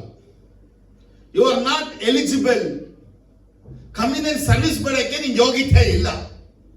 ಕಮ್ಯುನಿಯನ್ ತಗೊಳಕ್ಕೆ ಇನ್ನೂ ನಿಂಗೆ ಯೋಗ್ಯತೆ ಇಲ್ಲ. ಯಾಕಂದ್ರೆ ಈ ಕಮ್ಯುನಿಯನ್ ತಗೊಂಡ್ರೆ ನಿಮಗೆ ಕೇಳು ಖಂಡಿತ, ನಿಮಗೆ ರೋಗ ಖಂಡಿತ ಇಲ್ಲ, ಮರಣ ಬೇಕಾದ್ರೂ ಸಂಭವಿಸಬಹುದು. ಯಾಕಂದ್ರೆ ನಿನ್ನೊಳಗೆ ವಿರೋಧತ್ವ ಇದೆ. ವಿರೋಧತ್ವವು ಸೈತಾನನ ಗುಣವು, ನಿನ್ನೊಳಗೆ ಸೈತಾನನ ಗುಣ ಬಂದುಬಿಟ್ಟಿದೆ. ನಿನ್ನ ಕಾಣಿಕೆಯನ್ನು ತಕೊಂಡು ಯಜ್ಞವೇದಿಗೆ ಬರುವಾಗ ನಿನ್ನ ಕಾಣಿಕೆ ಪೆಟ್ಟಲ್ಲಿ ಹಾಕೋಕ್ಕಿಂತ ಮುಂಚೆ ನಿನ್ನ ಹೃದಯವನ್ನ ಪರೀಕ್ಷೆ ಮಾಡಬೇಕು. ನನ್ನ ಹೃದಯದಲ್ಲಿ ಯಾರನ್ನಾದ್ರೂ ವಿರೋಧಿಸಿದೀನ ಅಥವಾ ಯಾರಾದ್ರೂ ನನ್ನನ್ನ ವಿರೋಧಿಸ್ತಾ ಇದ್ದಾರಾ? ಒಬ್ಬ ನಮ್ಮ ಸಭೆ ಬಂದವರು ಹೇಳಿದ್ರು, ಎಷ್ಟೋ ಸಭೆಗೆ ಹೋಗಿದ್ದೀನಿ ಬ್ರದರ್ ರಮೇಶ್, ಎಲ್ಲಾರು ಕಾಣಿಕೆ ಹಾಕು ಕಾಣಿಕೆ ಹಾಕು ಕಾಣಿಕೆ ಹಾಕು ಅಂತ. ಆದ್ರೆ ನಿಮ್ ಚರ್ಚಲ್ಲಿ ಫಸ್ಟ್ ನೋಡಿದ್ದು ಹಾಕು ಅಂತ ಹೇಳಕ್ಕಿಲ್ಲ, ಸುಮ್ಮನೆ ಬಾಕ್ಸ್ ಇಟ್ಟಿದ್ದೀರಾ, ಹಾಕ್ದವ್ರು ಹಾಕ್ತಾರೆ, ಇಲ್ಲ ಅಂದ್ರೆ ಇಲ್ಲ. ಇಲ್ವಾ? ಫೋರ್ಸ್ ಮಾಡ್ತೀವ? ನಿಮಗೆ ಗೊತ್ತು. ಯಾಕಂದ್ರೆ ನಿಮ್ಮ ಕಾಣಿಕೆಯಿಂದಲೇ ಬದುಕ್ತಾ ಇಲ್ಲ. ನೀವು ಚೆನ್ನಾಗಿರ್ಬೇಕು, ಆಶೀರ್ವಾದವಾಗಿರ್ಬೇಕು, ದೇವರ ಆಸೆ. ಇಡೀ ನಾವು ಒಬ್ಬರಿಗೆ ಹೇಳ್ತಾ ಇದ್ದೇವೆ, ಒಬ್ಬ ಮುಸ್ಲಿಂ ವ್ಯಕ್ತಿಗೆ ನಮ್ಮ ಬೈಬಲಲ್ಲಿ ಒಂದು ಬರ್ದಿದೆ, ಅದು ಯಾವ ಗ್ರಂಥದಲ್ಲೂ ಬರ್ದಿಲ್ಲ. ಅವನು ಅಂತರ್ಜಾಣ ಅಂದ. ನಮ್ಮ ಬೈಬಲ್ ಬರ್ದಿದೆ, ಮೋಸವಾಗಿ, ಅನ್ಯಾಯವಾಗಿ, ಅಧರ್ಮವಾಗಿ ಪಾಪ ಮಾಡಿದ ಹಣ ತಂದು ಕಾಣಿಕೆ ಪೆಟ್ಟಿಲ್ಲ ಹಾಕಂಗಿಲ್ಲ ಅಂತ. ಹಂಗೂ ಇದ ಅಂದ. ಯಾಕಪ್ಪ? ನಮ್ದೆಲ್ಲ ಹಂಗಿಲ್ಲ ಅಣ್ಣ, ಅಲ್ಲಿ ಕಟ್ಟಬೇಕು ಇಲ್ಲಿ ಕಟ್ಟಬೇಕಂತವಾ ನಾ ಎತ್ಕೊಂಡು ಹಂಗೆ ಸುರಿದು ಬಿಡ್ತೀವಿ. ಹೆಂಗೆ? ದೇವಾಲಯದಲ್ಲಿ ತರುವಂತ ಕಾಣಿಕೆ ನಾನು ಯಾವತ್ತು ಹೇಳ್ತೇನೆ, if you going to put offering ಅಲ್ಲಿ ನಿಮ್ಮ ಬೆವರಿನ ಹನಿಗಳಲ್ಲಿ ಇರಬೇಕು, ನಿನ್ನ ಕಷ್ಟಪಟ್ಟ ಹನಿಗಳಲ್ಲಿ ಇರಬೇಕು. ನನ್ನ ದೇವರು ಹಣದಲ್ಲಿ ನಿನ್ನ ಬೆವರನ್ನ ನೋಡಬೇಕು. ನೀ ಕಷ್ಟಪಟ್ಟಿದ್ಯಾ, ನಿಜವಾಗಲೂ 9 ಗಂಟೆಗೆ ಪಂಚ್ ಮಾಡಿ 4 ಗಂಟೆಗೆ ಈಚೆ ಬಂದಿದ್ಯಾ, ನಿಜವಾಗಲೂ 11 ಗಂಟೆಗೆ ಪಂಚ್ ಮಾಡಿ 2 ಗಂಟೆಗೆ ಬಂದೆ. ಇಂಥ ಅನ್ಯಾಯದ ಹಣ ದೇವರಿಗೆ ಬೇಡ. ಅರ್ಥ ಆದ್ರೆ ಹಲ್ಲೆಲೂಯಾ. ಫಸ್ಟ್ ನಮಗೆ ತಪ್ಪು ಮಾಡಿದವರನ್ನ ನಾವು ಕ್ಷಮಿಸಿದ ಪ್ರಕಾರವೇ ನಮ್ಮ ತಪ್ಪುಗಳನ್ನ. ಎರಡನೇ ವಿಷಯ, ನೀನು ಕಾಣಿಕೆ ತಂದು ಹಾಕುವಾಗ ನೀನು ಇವತ್ತು ತಿಳ್ಕೊಳ್ಳಿ, ಇಲ್ಲಿ ಕಾಣಿಕೆ ಪೆಟ್ಟಿ ಮುಂದೆ ಬರುವಾಗ 1 ನಿಮಿಷ ನಿಂತು ಯೋಚನೆ ಮಾಡಬೇಕು. ನನ್ನ ಗಂಡನಿಗೆ ಹಂಗಿಂಗಲ್ಲ ಅಂದ್ಬಿಟ್ಟು ಬಂದ್ಬಿಟ್ಟಿದ್ದೀನಿ, ಇಲ್ಲಿ ಕಾಣಿಕೆಯಲ್ಲಿ ಇಟ್ಬಿಟ್ಟು ಹೋಗ್ತೀನಿ. ಬಾಕ್ಸ್ ಅಲ್ಲಿ ಹಾಕಲ್ಲ, ಎಲ್ಲಿಡ್ತೀನಿ? ಪಕ್ಕದಲ್ಲಿ ಇಟ್ಬಿಟ್ಟು ಹೋಗುತ್ತ. ಆಗ ನಮ್ಗೆ ಗೊತ್ತಾಗುತ್ತೆ ಯಾರೋ ಮನೇಲಿ ಏನ್ ಮಾಡ್ಕೊಂಡ್ ಬಂದವ್ರೆ, ಗಲಾಟೆ ಮಾಡಿದ್ರೆ ಅದಕ್ಕೆ ಕಾಣಿಕೆಯಲ್ಲಿ ಇಟ್ಟವ್ರೆ. ನೆಕ್ಸ್ಟ್ ವೀಕ್ ಬಂದಾಗ ಏನ್ ಮಾಡ್ತಾರೆ, ತೆಗೆದು ಒಳಗಾಗ್ತಾರೆ. ಆಮೇಲೆ ಹಲ್ಲೆಲೂಯಾ. ಜೋರಾಗಿ ಪೇತ್ರ ಹೇಳ್ತಾನೆ, ನನ್ನ ತಮ್ಮ ತಪ್ಪು ಮಾಡಿದ್ರೆ ನಾನು 7 ಸಲ ಕ್ಷಮಿಸ್ಬೇಕು. ಮ್ಯಾಥ್ಯೂ 18. ಅದಕ್ಕೆ ಯೇಸು ಹೇಳ್ತಾನೆ, 7 ಅಲ್ಲಪ್ಪ 70 ಸಲ ಕ್ಷಮಿಸು. ಲೂಕ ಸುವಾರ್ತೆಯಲ್ಲಿ ಬರುತ್ತೆ, ಒಂದೇ ದಿನವೇ, ಎಷ್ಟು ದಿನ? ಒಂದೇ ದಿನವೇ ಅವನು 7 ಸಲನೂ ತಪ್ಪು ಮಾಡಿದ್ರೆ 7 ಸಲನೂ ನಾನು ಕ್ಷಮಿಸಬೇಕಾ? ಅದಕ್ಕೆ ಯೇಸು ಹೇಳ್ತಾರೆ, ಹೌದಪ್ಪ, ಅವನು ಎಷ್ಟು ತಪ್ಪು ಮಾಡಿದ್ರು ನೀವು ನಾನು ಏನ್ ಮಾಡ್ಬೇಕು? ಕ್ಷಮಿಸಬೇಕು. ಹೇಳಿದಾರ? ಆದ್ರೆ ಪೇತ್ರ ಚೆನ್ನಾಗಿ ತಿಳ್ಕೊಳ್ಳಕ್ಕಾಗಿ ಒಂದು ಸಾಮ್ಯವನ್ನು ಹೇಳ್ಬಿಟ್ರು. ಒಬ್ಬ ಕೋಟ್ಯಾಂತರ ಸಾಲ ಮಾಡಿದ್ದ, ಇನ್ನೊಬ್ಬ ಕಡಿಮೆ ಸಾಲ ಮಾಡಿದ್ದ. ಅವನ ಸಾಲ ತೀರ್ಸಕ್ಕಾದ್ರೆ ಅವನ ಅಡ್ಡ ಬಿದ್ದಿದ್ದೆ, ಸ್ವಾಮಿ ನಾನು ಕ್ಷಮಿಸ್ಬಿಡಿ, ನಾನು ತೀರ್ಸಂತ ಹೇಳ್ತೇನೆ, ಬೇಡ ರಾಜ ಕ್ಷಮಿಸ್ಬಿಡಿ. ಅವನ ಕ್ಷಮಾಪಣೆಯ ಸರ್ಟಿಫಿಕೇಟ್ ಇಟ್ಕೊಂಡು ಹೊರಗೆ ಬರ್ತಾ ಇದ್ರೆ ಅವನು ಒಬ್ಬ 100 ರೂಪಾಯಿ ಸಾಲ ಕೊಡಬೇಕಿತ್ತು. ಅವನ ಕತ್ತಿಟ್ರು, ನನ್ನ ಸಾಲ ತೀರಿಸು ಅಂತ ಹೇಳಿ ಅವನು ಎತ್ಕೊಂಡು ಈ ಸೆರೆಮನೆಗೆ ಹಾಕುದಂತೆ. ರಿಮೆಂಬರ್, ಇಫ್ ನೀವು ಒಬ್ಬ ಮನುಷ್ಯನನ್ನ ಕ್ಷಮಿಸದೆ ಹೋದರೆ ಆ ವ್ಯಕ್ತಿಗೆ ನೀವು ಕೊಡುತ್ತಿರುವಂತ ಪನಿಷ್ಮೆಂಟ್ ಹೆಂಗಿದೆ ಅಂದ್ರೆ ಅವನನ್ನು ಪ್ರಿಸನ್ ಅಲ್ಲಿ ಹಾಕಿದ ಹಾಗೆ. ಹಿಂಗ್ ಯೋಚನೆ ಮಾಡಿ, ಇವಾಗ ಚೆನ್ನಾಗಿರುವಂತ ರೂಫಸ್ನ ಎತ್ಕೊಂಡೋಗಿ ಪ್ರಿಸನ್ಗೆ ಹಾಕ್ಬಿಟ್ರೆ ಅವರ ತಾಯಿ, ಅವರ ತಂದೆ, ಅವರ ತಂಗಿ, ಅವರ ಕುಟುಂಬದ ಹೆಂಗಿರುತ್ತೆ? ಹ್ಯಾರಿ ಬದರ್ನ ಎತ್ಕೊಂಡು ಹೋಗ್ಬಿಟ್ಟು ಜೈಲಲ್ಲಿ ಹಾಕ್ಬಿಟ್ರೆ ರೂಪ, ಮಾರ್ಕ್ ಮತ್ತೆ ಸ್ಯಾಮುವೆಲ್ ಹೆಂಗಿರ್ತಾರೆ? ಜಾಲಿಯಾಗಿರ್ತೀವಿ ಬ್ರದರ್, ಹೆಂಗ್ ತಿಂಗಳಲ್ಲಿ ಒಂದು ಊಟ ಮಿಕ್ತು ಅಂತ ಇರಲ್ಲ ಅಲ್ವಾ? ಇಲ್ಲಿ ಜೀಸಸ್ ಹೇಳೋ ವಿಷಯ ಅಂದ್ರೆ, ನಾವು ಒಬ್ಬ ವ್ಯಕ್ತಿಯನ್ನ ಕ್ಷಮಿಸದೆ ಹೋದರೆ ಅವನಿಗೆ ನಾವು ಯಾವ ರೀತಿ ಪನಿಷ್ಮೆಂಟ್ ಕೊಡ್ತಾ ಇದೀವಿ ಅಂದ್ರೆ, ಅವನ ಎತ್ಕೊಂಡೋಗಿ ಪ್ರಿಸನ್ಗೆ ಹಾಕ್ತಾ ಇದೀವಿ. ಆಮೇಲೆ ಒಬ್ಬ ವ್ಯಕ್ತಿಯನ್ನ ಪ್ರಿಸೆಂಟ್ ಆಗ್ತಾ ಇದ್ರೆ ಅವನ ಕುಟುಂಬದ ಸಂಬಂಧವನ್ನ ಬೇರ್ಪಡಿಸ್ತಾ ಇದೀವಿ, ಅವನಿಗೆ ಕೋಲಗವನ್ನ ಹಾಕ್ತಾ ಇದೀವಿ, ಅವನಿಗೆ ನೋವು ಸಹ ಕೊಡ್ತಾ ಇದೀವಿ. ಅದಕ್ಕೆ ಇವತ್ತಿನ ಡಿಪ್ರೆಷನ್ಗೆ ಹೋಗ್ಬಿಟ್ಟವ್ರೆ. ಯಾವ ಪ್ರೆಷನ್ಗೆ ಹೋಗ್ಬಿಟ್ಟವ್ರೆ? ದೊಡ್ಡ ವಿಷಯ ಇದು. ಒಬ್ರು ಹಿಂಗೆ ಹೇಳಿದ್ರು ನೋಡಿ, ನಮ್ ಸಹೋದರ ನಿಮ್ಮ ಹತ್ರ ದುಡ್ಡೇ ಇಸ್ಕೊಂಡಿಲ್ಲ. ಏನಂದೆ? ನಮ್ ಸಹೋದರ ದುಡ್ಡೇ ಇಸ್ಕೊಂಡಿಲ್ಲ. ನಾನೀಗ ನಾನು ಕಷ್ಟಪಟ್ಟು ನನ್ನ ಸಹೋದರನ್ನ ಡಿಪ್ರೆಷನ್ ಇಂದ ಮೇಲ್ಕ್ ತಗೊಂಡ್ಬಂದಿದ್ದೀನಿ, ದಯವಿಟ್ಟು ದುಡ್ಡು ಕೊಡಿ ಅಂತ ಕೇಳಬೇಡಿ. ಇದು ಏನ್ ನ್ಯಾಯ? ಕೇಳಲ್ಲ. ಏನೇಳೆ? ದುಡ್ಡು ಕೊಡಿ ಅಂತ ಕೇಳಲ್ಲ. ಆದ್ರೆ ಕೇಳುವವನು ಒಬ್ಬ ಇದನ್ನ ನ್ಯಾಯ ತೀರ್ಪು ಮಾಡೋನು. ಮತ್ತೊಬ್ಬರ ಹಣ ನಿನ್ನ ಹತ್ರ ಇದೆ ಅಂದಮೇಲೆ ಈ ಹಣದ ಲೆಕ್ಕವನ್ನ ಕೊಡುವಂತ ಸರ್ಕಾರ ಕೇಳುತ್ತೆ ಅಂದ್ರೆ, ದೇವ ಮಕ್ಕಳ ಒಂದು ಸರ್ಕಾರ ಪರಲೋಕದಲ್ಲಿದೆ. ಮತ್ತೊಬ್ಬರ ಹಣ ನಮ್ಮ ಹತ್ರ ಇರುವಾಗ ಕೇಳುತ್ತಾ ಕೇಳಲ್ವಾ? ಹಲೋ, ಅದಕ್ಕೆ ವಾಕ್ಯ ಹೇಳೋದು, ಅವ್ರ ದುಡ್ಡು ಇವ್ರ ದುಡ್ಡು ಇಟ್ಕೊಳ್ಬೇಡಿ, ಸಾಲ ಇಸ್ಕೊಟ್ರೆ ಕೊಟ್ಬೇಡಿ. ಅವ್ರ ದುಡ್ಡನ್ನ ಇಟ್ಕೊಳ್ದೆ ನೀವು ಮೋಜು ಮಸ್ತಿ ಮಾಡ್ಕೊಂಡು ಜಾಲಿ ಕೊಟ್ರಾಯ್ತು ಧಮಾರ್ ಆಗ್ಬಿಟ್ರಿ ಮಧ್ಯದಲ್ಲಿ. ಈ ಹಣಕ್ಕೆಲ್ಲ ಸೀಸಿ ನರಕ ಕಳಿಸ್ತಾನೆ. ನರಕದಲ್ಲಿ ಬಲವಾದ ಏಟುಗಳು ಬಿಡುತ್ತೆ. ಸಾಮ್ಯದ ಅರ್ಥ ಆಗ್ತದೆ ನಿಮಗೆ? ಈ ವಿಷಯವನ್ನ ನೋಡ್ದಂತರು ಹೋಗಿ ರಾಜನಿಗೆ ಹೇಳ್ತಾರೆ, ರಾಜ, ನೀ ಯಾವನಿಗೆ ಕೋಟ್ಯಾಂತರ ಪಾಪಲ ಕ್ಷಮಿಸಿದೋ ಅವನೊಬ್ಬನ ಹಿಡ್ಕೊಂಡು ಸೆರೆ ಮಾಡಿದೆ. 32ನೇ ವಾಕ್ಯ ಹೇಳುತ್ತೆ, ಹೇಯ್ ನೀಚ, ದೇವರನ್ನು ಕರೆಯುವಂತ ಪದ ಏನಪ್ಪ? ಯಾರು ಯಾರನ್ನ ಕ್ಷಮಿಸೋದಿಲ್ವೋ ಅವರಿಗೆ ದೇವರ ಬಾಯಲ್ಲಿ ಹೊರಡುವಂತ ಪದ ನೀಚ. ಏನಂತಾರೆ? ನೀನು ನನ್ನನ್ನು ಬೇಡಿಕೊಂಡಿದ್ದರಿಂದ ಸಾಲವನ್ನೆಲ್ಲ ನಾ ಬಿಟ್ಟೆನೋ, ನಾನು ನಿನ್ನನ್ನು ಕರುಣಿಸಿದಂತೆ ನೀನ್ ಯಾಕೆ ನಿನ್ನ ಜೊತೆ ಸೇವಕರನ್ನ ಕರುಣಿಸಲಿಲ್ಲ? 34 ಹೇಳುತ್ತೆ, ಸಿಟ್ಟು ಮಾಡಿ.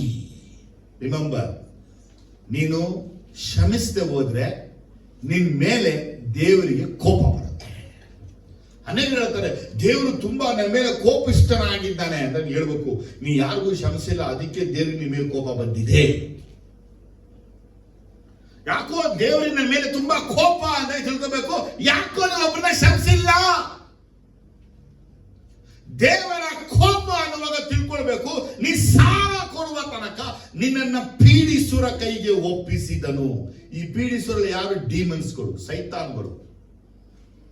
ಕೇಳ್ತಾ ಇದ್ದೀರಾ ಎಲ್ಲ? ನಿಮ್ಮ ಹೃದಯದಲ್ಲಿ ಇವತ್ತು ಕ್ಲೀನ್ ಆಗಬೇಕು, ಹಾರ್ಟ್ ಕ್ಲೀನ್ ಆಗಬೇಕು. ನೆಕ್ಸ್ಟ್ ವೀಕ್ ನೀವು ಬರುವಾಗ ನಿಮ್ಗೆಲ್ಲರ ಮೇಲೆ ಪ್ರೀತಿ ಇರಬೇಕು. ಸಹೋದರ ಸ್ನೇಹವು ಪ್ರೀತಿ ಇರಬೇಕು. ಈ ಸಾಲ ಬಿಟ್ಟು ಇನ್ನೊಂದು ಸಾಲ ಇರಬಾರ್ದು. ಪೌಲ ಹೇಳ್ತಾನೆ, ಪ್ರೀತಿ ಬಿಟ್ಟು ಇನ್ನೊಂದು ಸಾಲ ಇರಬಾರ್ದು, ಪ್ರೀತಿ ಬಿಟ್ಟು ಇನ್ನೊಂದು ಋಣ ಇರಬಾರ್ದು. ಆದರೆ ನಿಮ್ಮೊಳಗೆ ಕಪಟದ ಪ್ರೀತಿಯು, ವಂಚನೆಯ ಪ್ರೀತಿಯು, ಏಮಾರಿಸುವ ಪ್ರೀತಿಯು ಇರಲೇಬಾರದು. ಆಮೇಲೆ ಅಲ್ಲೆಲ್ಲೂಯಾ. ಮುಗಿಸ್ತೀನಿ, 5 ನಿಮಿಷ ಮುಗಿಸ್ಬಿಡ್ತೀನಿ. ಗಮನಿಸ್ಕೊಳ್ಳಿ, ವೆರಿ ಇಂಪಾರ್ಟೆಂಟ್ ಪಾಯಿಂಟ್ ಹೇಳ್ತಾರೆ. ಹಾಗಾದ್ರೆ ಈ ವಾಕ್ಯ ನಮಗೆ ಹೇಳುತ್ತೆ ಅಂದ್ರೆ 35ರಲ್ಲಿ ನೋಡಿ, 35, ನಿಮ್ಮಲ್ಲಿ ಪ್ರತಿಯೊಬ್ಬನು ತನ್ನ ಸಹೋದರನಿಗೆ ಮನಪೂರ್ವಕವಾಗಿ ಕ್ಷಮಿಸದೆ ಹೋದರೆ ಪರಲೋಕದಲ್ಲಿರುವ ನನ್ನ ತಂದೆಯು ನಿಮಗೆ ಹಾಗೆಯೇ ಮಾಡುವನು. ನೋಡಿದ್ರ? ಹಾಗಾದ್ರೆ ಜೀಸಸ್ ಇಲ್ಲಿ ಹಿಂಗಿರಬೇಕಿತ್ತು, ನೀ ಮನಪೂರ್ವಕವಾಗಿ ಶ್ರಮಿಸಿದ್ರೆ ನಾನಿನ ಮನಪೂರ್ವಕವಾಗಿ ಶ್ರಮಿಸ್ತಿದ್ದ ಜೀಸಸ್ ಹೇಳಬೇಕಾಗಿತ್ತು. ಆದ್ರೆ ಈ ಭಾಗದಲ್ಲಿ ಜೀಸಸ್ ಅದನ್ನ ಹೇಳದೆ ಪರದಲ್ಲಿರುವ ನನ್ನ ತಂದೆ ಅಂತ ಹೇಳ್ಬಿಟ್ರು. ಯಾಕೆ ಅವರು ಪರಲೋಕದ ತಂದೆಯ ಮಧ್ಯೆ ಕರ್ಕೊಂಡು ಬರ್ತಾ ಇದ್ದಾರೆ? ಯಾಕೆ? ನಮ್ಮ ಪಾಪ ಪರಿಹಾರಕ್ಕೆ ಯೇಸು ಜೀವ ಕೊಟ್ಟಿದ್ದು, ರಕ್ತ ಸುರಿಸಿತು. ಯೇಸು ರಕ್ತ ನಮ್ಮ ಪಾಪಗಳನ್ನ ಪರಿಹಾರ ಮಾಡುತ್ತೆ. ಆಮೇಲೆ ಅಲ್ಲೇಲೂಯಾ. ಯೇಸು ವಾಕ್ಯ ನಮ್ಮ ಪಾಪಗಳನ್ನ ಪರಿಹಾರ ಮಾಡುತ್ತೆ. ಪರಿಶುದ್ಧಾತ್ಮ ದೇವರು ನಮ್ಮ ಪಾಪಗಳನ್ನ ಪರಿಹಾರ ಮಾಡ್ತಾನೆ. ಆದ್ರೆ ಕ್ಷಮಿಸುವಂತ ಗುಣ, ಕ್ಷಮಿಸದ ವ್ಯಕ್ತಿ, ಇದರ ಪಾಪದ ಪರಿಹಾರ ದೇವರೇ ಮಾಡೋದು. ಆಮೇಲೆ ಅಲ್ಲೇಲೂಯಾ ಅಂತ ಹೇಳಿ. ಯಾಕಂದ್ರೆ ಯೇಸು ಸ್ವಾಮಿ ಶಿಲುಬೆಯಲ್ಲಿ ಹಾಕಲ್ಪಟ್ಟಾಗ ಯೇಸು ಎಂತ ಹೇಳಿದ್ರು? ಯೇಸುವಿನ 7 ಮಾತುಗಳಲ್ಲಿ ಏನಪ್ಪ ಒಂದು ಮಾತು? ಫಸ್ಟ್ ವರ್ಡ್ ಏನು? ತಂದೆಯೇ. ಜೋರಾಗಿ ಈ ಕಡೆ ಹೇಳಿ. ಹೊಡೆದಿರೋದು ಯಾರಿಗೆ? ಬೈದಿರೋದು ಯಾರಿಗೆ? ಉಗ್ದಿರೋದು ಯಾರಿಗೆ?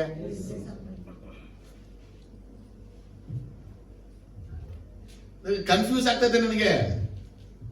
ಯೇಸು ಸ್ವಾಮಿಗೆ ಎಲ್ಲ ರೀತಿಯ ಏಟು ಪೆಟ್ಟು ಹೊಡೆತೆ, ನಿಮ್ಮ ಅನುಮಾನ ಅವಮಾನ ಎಲ್ಲ ಬಂದ್ಬಿಡ್ತು ಅವ್ರಿಗೆ. ಅರೆ ಯೇಸು ಹಿಂಗೆ ಹೇಳವಾಗಿದ್ದು, ತಂದೆಯೇ ನಾನು ಅವನನ್ನು ಕ್ಷಮಿಸಿದ್ದೇನೆ. Correct word ಎവിടെ? ತಂದೆಯೇ ನಾನು ಕ್ಷಮಿಸಿದ್ದೇನೆ. ದಲ್ಲೇ ಜೋರಾಗಿ ಹೇಳ್ಬೇಕು ನೀವು. ಯಾಕೆ ಯೇಸು ಹಿಂಗ್ ಹೇಳಿಲ್ಲ ಅಂದ್ರೆ ಯೇಸು ಒಳಗೆ ಆಲ್ರೆಡಿ ಕ್ಷಮಿಸುವ ಗುಣ ಇದ್ದಿದ್ದಕ್ಕಾಗಿ. ಅರ್ಥ ಆಗ್ತಾ ಇದೆಯಾ? ಯೇಸು ಹೇಳ್ಬೇಕು, ಯೇಸು ಹಿಂಗ್ ಹೇಳಿದ್ರೆ, ತಂದೆಯೇ ಅವರನ್ನ ಕ್ಷಮಿಸು, ಯಾಕಂದ್ರೆ ಅವರನ್ನ ನಾನು ಕ್ಷಮಿಸ್ತೀನಿ, ಆಗ ನನ್ನ ತಪ್ಪು ಕ್ಷಮಿಸು. ಹಂಗೆ ಹೇಳ್ಬೇಕಿತ್ತು, ಆದ್ರೆ ಯೇಸು ಒಳಗೆ ಏನಿಲ್ಲ, ಆಲ್ರೆಡಿ ರಂಗಿದ್ದಾರೆ. ಅದಕ್ಕೆ ಅವ್ರು ಹೇಳ್ತಾರೆ, ಫಾದರ್ ಫರ್ಗಿವ್ ದೆಮ್, ಅವ್ರನ್ನ ಕ್ಷಮಿಸ್ಬಿಡು. ಇವತ್ತು ನಾನು ಮತ್ತೆ ನೀವು ಹೆಂಗ್ ಹೇಳ್ತೀವಿ ಅಂದ್ರೆ, ನಮಗೆ ತಪ್ಪು ಮಾಡಿದವರನ್ನ ತಂದೆಯೇ ಅವರನ್ನ ಕ್ಷಮಿಸು ನಾವು ಹೇಳಕ್ ಆಗಲ್ಲ. ನಾವು ಹೇಳ್ತೀವಿ, ನಾವು ಅವರನ್ನ ಕ್ಷಮಿಸಿದ ಹಾಗೆ ನಮ್ಮನ್ನ ಕ್ಷಮಿಸು. ಯೇಸು ಹೇಳ್ತಾರೆ, ತಂದೆಯೇ ಅವರನ್ನ ಕ್ಷಮಿಸು. ಯೇಸು ಬಿಟ್ರೆ ಈ ಮಾತು ಯಾವನು ಹೇಳಕ್ಕೆ ಲಾಯಕ್ಕೆ. Jesus is only worthy to forgive our sins. ಅರ್ಥ ಆದ್ರೂ ಹಲ್ಲೆಲೂಯಾ. ಸರಿ, ಶಬ್ದ ಬರಲಿಲ್ಲ. ಹೆಂಗ್ ಹೇಳ್ತಾರೆ? ಜೀಸಸ್ ಹೇಳ್ತಾರೆ, ತಂದೆಯೇ ಅವ್ರು ಏನ್ ಮಾಡ್ತಾರೋ ಅವರ ಹಿರಿಯರು ಅವರನ್ನ ನಮಗೆ ಏನ್ ಹೇಳ್ಕೊಡ್ತಾರೆ? ನಮ್ಗೆ ಹೆಂಗ್ ಹೇಳ್ಕೊಟ್ಟಾರೆ? ನಮಗೆ ತಪ್ಪು ಮಾಡಿದವರನ್ನ ನಾವು ಕ್ಷಮಿಸಿದಂತೆ ನಮ್ಮ ತಪ್ಪುಗಳನ್ನ ಕ್ಷಮಿಸು. ನಮ್ಗೆ ಹಿಂಗೆ ಹೇಳ್ಕೊಟ್ರು. ಯಾಕಂದ್ರೆ ನಾವೆಲ್ಲ ಯಾರು ತಪ್ಪು ಮಾಡೋರು, ಯೇಸು ಯಾರು ತಪ್ಪು ಮಾಡದವರು. ಆಮೇಲೆ ಒಂದು ಅಲ್ಲೆಲ್ಲ ಜಯಘೋಷ. ಅದಕ್ಕಾಗಿ ಯೇಸು ಈ ಭಾಗದಲ್ಲಿ ಹೇಳ್ತಾರೆ, ಪರಲಲ್ಲಿರುವಂತ ತಂದೆ ನಿಮ್ಮನ್ನ ಕ್ಷಮಿಸ್ತಾನೆ. The Father who lives in heaven, he will forgive you. ಹಾಗಾದ್ರೆ ದೇವರು, ತಂದೆಯಾದ ದೇವರು ನಿನ್ನನ್ನು ಕ್ಷಮಿಸಬೇಕು ಅಂದ್ರೆ ನಿನ್ನೊಳಗೆ ಕ್ಷಮಾಪಣೆ ಇರಬೇಕು. ಅರ್ಥಮ್ಮ? ಸ್ಕೂಲಲ್ಲಿ, ಕಾಲೇಜಲ್ಲಿ, ಫ್ಯಾಕ್ಟ್ರಿಯಲ್ಲಿ, ಆಫೀಸ್ಗಳಲ್ಲಿ, ಫ್ಯಾಮಿಲಿಯಲ್ಲಿ, ರಿಲೇಟಿವ್ಸ್ ಅಲ್ಲಿ ಏನೇನೋ ನಡೆದಿರುತ್ತೆ, ಏನೇನೋ ಕಾರ್ಯಗಳೆಲ್ಲ ನಡೆದ್ಬಿಟ್ಟಿರ್ತವೆ, ಏನೇನೋ ನಡೆದಿರ್ತವೆ. ಆದ್ರೆ ನಾವು ಇನ್ನೂ ಒಳಗೆ ಇಟ್ಕೊಂಡೇ ಮಸಿತಾ ಇರ್ತೀವಿ. ನಮ್ಮ ಹೃದಯದಲ್ಲಿ ಯಾರ ಮೇಲಾದ್ರೂ ಗ್ರಡ್ಜ್ ಇಟ್ಕೊಂಡಿದೀವಿ ಅಂದ್ರೆ ನಿನ್ ಪ್ರಾರ್ಥನೆ ದೇವ್ರಿಗೆ ಕೇಳಲ್ಲ. ಸೈತಾನ ಸಭೆನ ಸೋಲ್ಸಕ್ಕಾಗಲ್ಲ, ಸೈತಾನ ದೇವರ ಕೆಲಸನ ನಾಶ ಮಾಡಕ್ಕಾಗಲ್ಲ. ಅರೆ ಸೈತಾನ ಆತ್ಮ ನಾಶ ಮಾಡಕ್ಕೆ ಅವ್ನ ಈಸಿ ವೇ ಯಾವ್ದಂದ್ರೆ ಅನ್ಫರ್ಗಿವನ್ ಸ್ಪಿರಿಟ್. ಇದಕ್ಕೆ ಇನ್ನೊಂದು ಪದ ಹೇಳ್ಬೋದು, ಬಿಟರ್ನೆಸ್, ಕಹಿ. ಏನು ಮೆಸೇಜ್? ಬಿಟರ್ನೆಸ್, ಕಹಿ. ನಮ್ಗೆ ಯಾರ ಮೇಲಾದ್ರೂ ಕಹಿ ಇದೆಯಾ? ಬಿಟರ್ನೆಸ್ ಇದೆಯಾ? ನಮಗೆ ಬೈದಾಗ, ಅಂದಾಗ ನಾವು ಅವ್ರ ಮೇಲೆ ಒಳಗಡೆನೆ ಮಸಿತಾ ಬೈಕೋತಾ ಇರ್ತೀವಿ, ಚಿಕ್ಕನ ಬೈಕೋತಾ ಇರ್ತೀವಿ. ಅದೆಲ್ಲ ಒಳಗೆ ಇದೆ. ನಾವೊಂದ್ಸಲ ನಿಮ್ಗೆ ಹೇಳಿದ್ನಲ್ಲ, ನಮ್ ಗಂಡ ಅಂತೀರಿ ಏನೇ ಆಗ್ಬಿಟ್ಟು, ಏನೇ ನಡೆದ್ಬಿಟ್ಟು ಹಿಂಗೆಲ್ಲ ಆಯ್ತು, ಲೇ ಕ್ಷಮಿಸ್ಬಿಡೆ ಅಂತೇಳಿ ಕರ್ಕೊಂಡೋಗಿ 1,000 ರೂಪಾಯಿ ಸೀರೆ ಇಸ್ಕೊಟ್ರೆ ಆ ಟೈಮಲ್ಲಿ ಕ್ಷಮಾಪಣೆ ಆಗಿರುತ್ತೆ. ಮತ್ತೆ ಜಗಳ ಆದ್ರೆ ಅಳೆಯೋದು ಸ್ಟಾರ್ಟ್. ಹೋದ್ರಿ, ಸೀರೆ ಎಲ್ಲಿಗೆ ಹೋಯ್ತು? ಸೀರೆ ಎಲ್ಲಿಗೆ ಹೋಯ್ತು ಕೇಳಿದ್ರ? ಅಲ್ಲೆಲ್ಲ ಆಮೇಲೆ ಅನೇಕರೆಲ್ಲ ತೋರಿಸ್ತಾ ಇರ್ತಾರೆ, ಗಂಡ ಹೆಂಡತಿ ಜಗಳ ಆದಾಗ ಗಂಡ ಹೆಂಡತಿ ಸಿಕ್ಕಾಪಟ್ಟೆ ಬೈದ್ಬಿಟ್ರೆ ಕಾಫಿಗೆ ವಿಷ ಕೊಟ್ಬಿಡ್ತಾರೆ. ಅದಕ್ಕೆ ಬುದ್ಧಿವಂತರು ಹೇಳ್ತಾರೆ, ದಯವಿಟ್ಟು ನಿಮ್ಮ ಹೆಂಡತಿಗಳ ಮೇಲೆ ಜಗಳಗಳ ಮಾಡ್ಕೊಂಡಾಗ ಅವಳು ಕಾಫಿ ತಂದಾಗ ದಯವಿಟ್ಟು ಕ್ಷಮಿಸ್ಬಿಡಿ ಅಂತ ನೀವು ಕ್ಷಮಾಪಣೆ ಕೇಳ್ಕೊಂಬಿಡಿ. ಆಗ ಕಾಫಿ ವಾಪಸ್ ತಗೊಂಡು ಕೆಳಗೆ ಬಿಡ್ಬಿಡ್ತಾರೆ, ವಿಷ ಹಾಕಲ್ಲ. ಒಂದು ವೇಳೆ ಏನ್ ಮಾಡ್ತಾನೆ ಅಂದ್ರೆ, ನೀನ್ ಹಿಂಗೆಲ್ಲ ಮಾಡಿದ್ರೆ ಲೋಟ ತೊಳೆಯದೆ ಕೊಟ್ಬಿಡ್ತಾಳೆ. ನಿಮ್ ಬ್ರಷ್ನ ಟಾಯ್ಲೆಟ್ ಬ್ಯಾಗ್ ಉಜ್ಬಿಡ್ತಾಳೆ, ಅಲ್ಲಿ ಉಜ್ಜೆ ಬ್ರಷ್ನ. ಯಾಕಂದ್ರೆ ನೀವು ಯಾವತ್ತು ಬೆಳಗೋಗಿ ಸಂಜೆ ಬರೋದು, ಮನೇಲೇ ಇರೋದು, ನಿಮಗೇನು ಗೊತ್ತು? ಅದಕ್ಕಾಗಿ ನಿಮ್ ಹೆಂಡತಿನ ಯಾವಾಗ್ಲೂ ಕ್ಷಮಿಸಿ, ಆಗ ಅವಳು ನಿಮ್ಗೆ ಕೆಟ್ಟದ್ದು ಮಾಡೋದಿಲ್ಲ. ಆಮೇಲೆ ಹಲ್ಲೆಲೂಯಾ. ತಲೆಗೆ ಎತ್ತು, ನಿಮ್ಮ ಅತ್ತೆ ಮಾವನ ಕ್ಷಮಿಸಿದ್ದೀರಾ? ನಿಮ್ಮ ದೊಡ್ಡಪ್ಪ ದೊಡ್ಡಮ್ಮನ ಕ್ಷಮಿಸಿದ್ದೀರಾ? ನಿಮ್ಮ ಚಿಕ್ಕಪ್ಪ ಚಿಕ್ಕವನ್ನ ಕ್ಷಮಿಸಿದ್ದೀರಾ? ನಿಮ್ಮ ನೆರೆಯವ್ರನ್ನ ಕ್ಷಮಿಸಿದ್ದೀರಾ? ಅನ್ನೋದು ಇಷ್ಟೇ ವಿಷಯ. ಅವರನ್ನ ಕ್ಷಮಿಸದೆ ಹೋದ್ರೆ ಸೈತಾನ ನಮ್ಮ ಆತ್ಮಗಳನ್ನ ನಾಶ ಮಾಡಿಬಿಡ್ತಾನೆ. ಇದು ಯಾಕೆ ಬೇಕು? ಪರಿಶುದ್ಧವಾಗಿದ್ದೀವಿ, ಬೈಬಲ್ ಓದ್ತೀವಿ, ಆರಾಧನೆ ಮಾಡ್ತೀವಿ, ಉಪವಾಸ ಮಾಡ್ತೀವಿ, ಸಭೆಗೆ ಬರ್ತೀವಿ. ಆದ್ರೆ ಕ್ಷಮಿಸೋದು ಬಂದ್ರೆ ನಿಮ್ಮಿಂದ ಕ್ಷಮಿಸಕ್ಕೆ ಆಗೋದಿಲ್ಲ ಅಂದ್ರೆ ದೇವರಿಂದ ಕ್ಷಮಾಪಣೆ ಎದುರು ನೋಡ್ಬೇಡಿ. ನನ್ನ ಮಾತು ಅರ್ಥ ಆದರೂ ಎರಡೇ, ನಿಮ್ಮಿಂದ ಜೋರಾಗಿ ನಿಮ್ಮಿಂದ ಕ್ಷಮಿಸಕ್ಕೆ ಆಗದೆ ಹೋದರೆ ದೇವರಿಂದ ಕ್ಷಮಾಪಣೆಯನ್ನ ಕೇಳಬೇಡಿ. ಅಷ್ಟೇ ವಿಷಯ. ಪ್ರಾರ್ಥನೆ ಮಾಡೋದ? ಹಾಗೆ ಎದ್ದು ನಿಂತ್ಕೊಳ್ಳಿ.